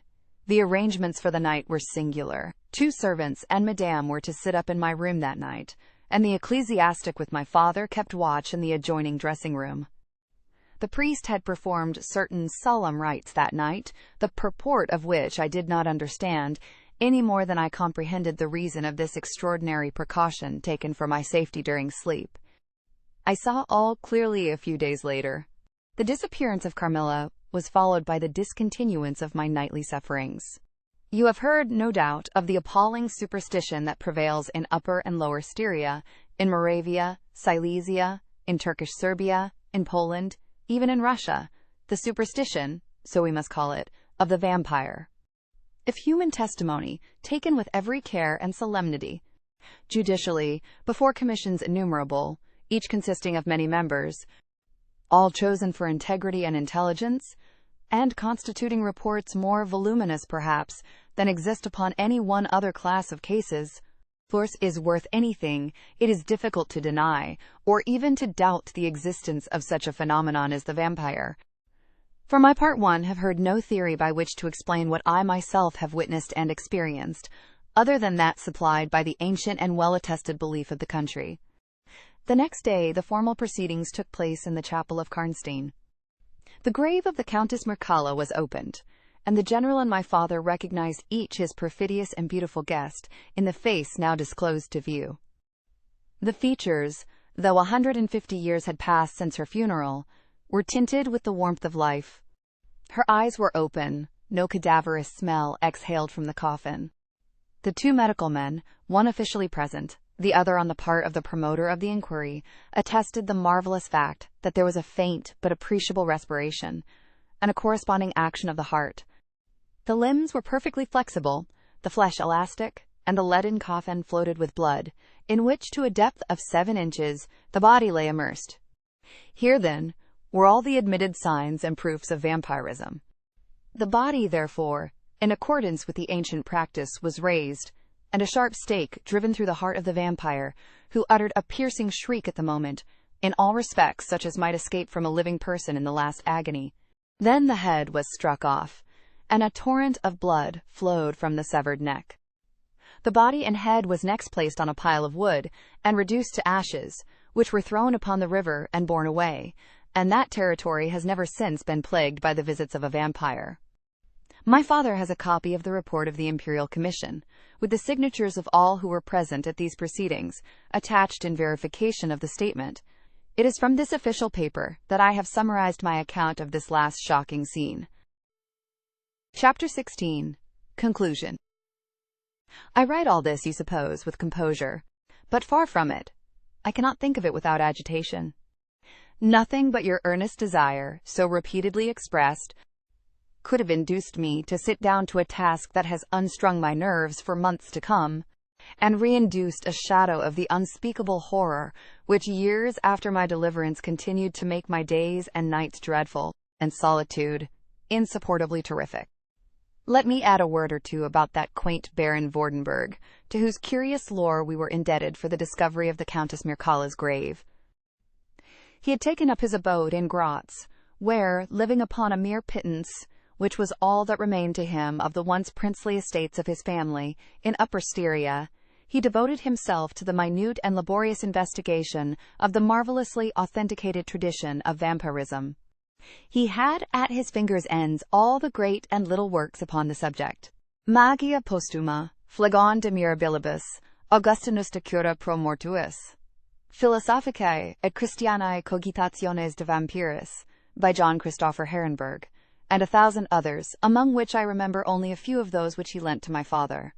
He had a voluminous digest of all the judicial cases, from which he had extracted a system of principles that appear to govern, some always, and others occasionally only, the condition of the vampire.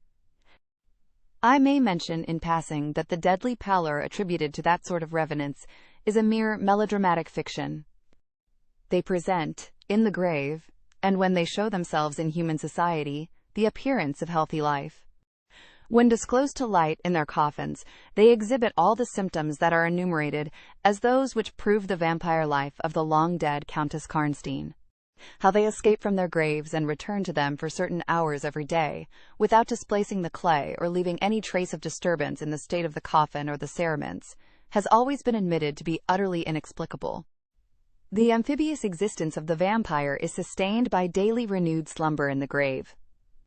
Its horrible lust for living blood supplies the vigor of its waking existence. The vampire is prone to be fascinated with an engrossing vehemence, resembling the passion of love by particular persons. In pursuit of these, it will exercise inexhaustible patience and stratagem, for access to a particular object may be obstructed in 100 ways.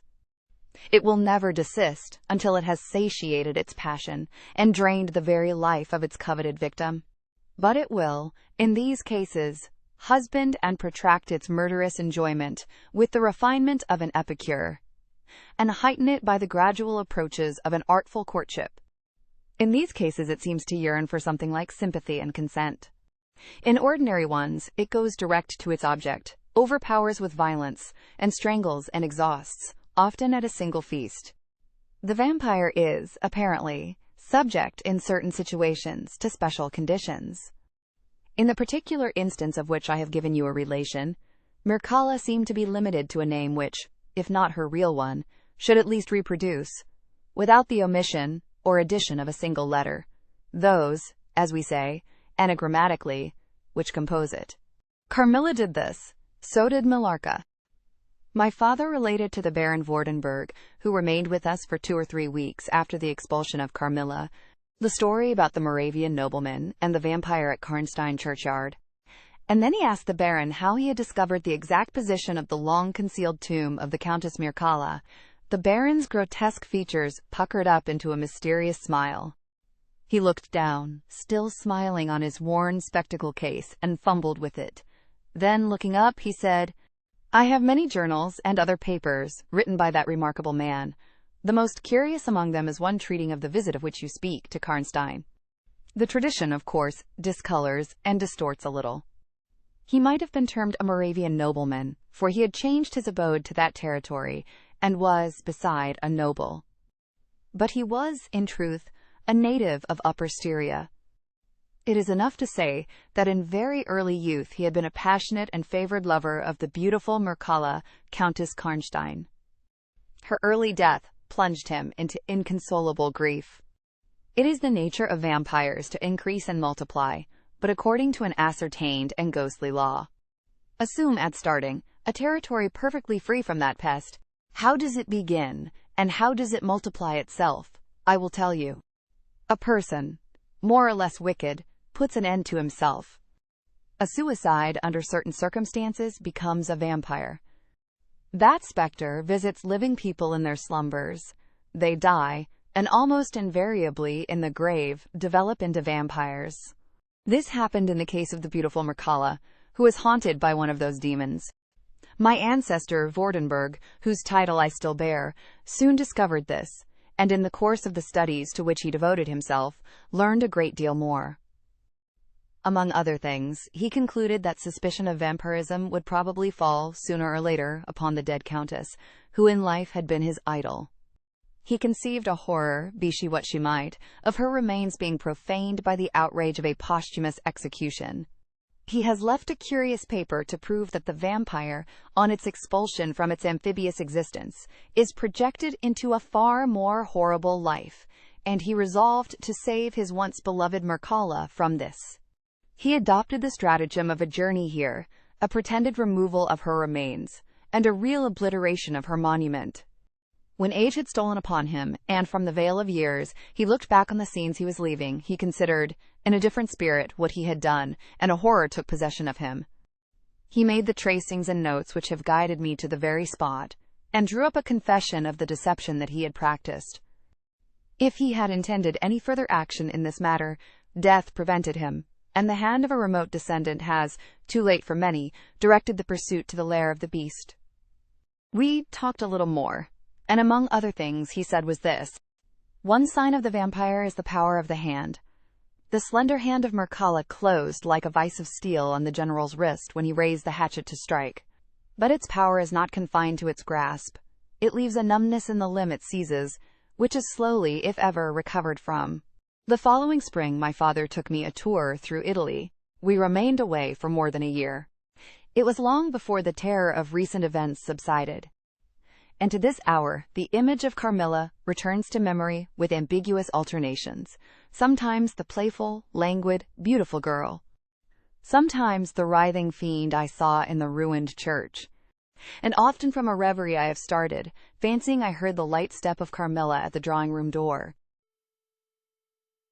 Thank you for tuning in to vibeBooks. We hope you enjoyed this journey. Please consider liking, commenting, and subscribing to our channel. Check out our playlist or explore vibeBooks for more classic stories. Until next time, happy listening.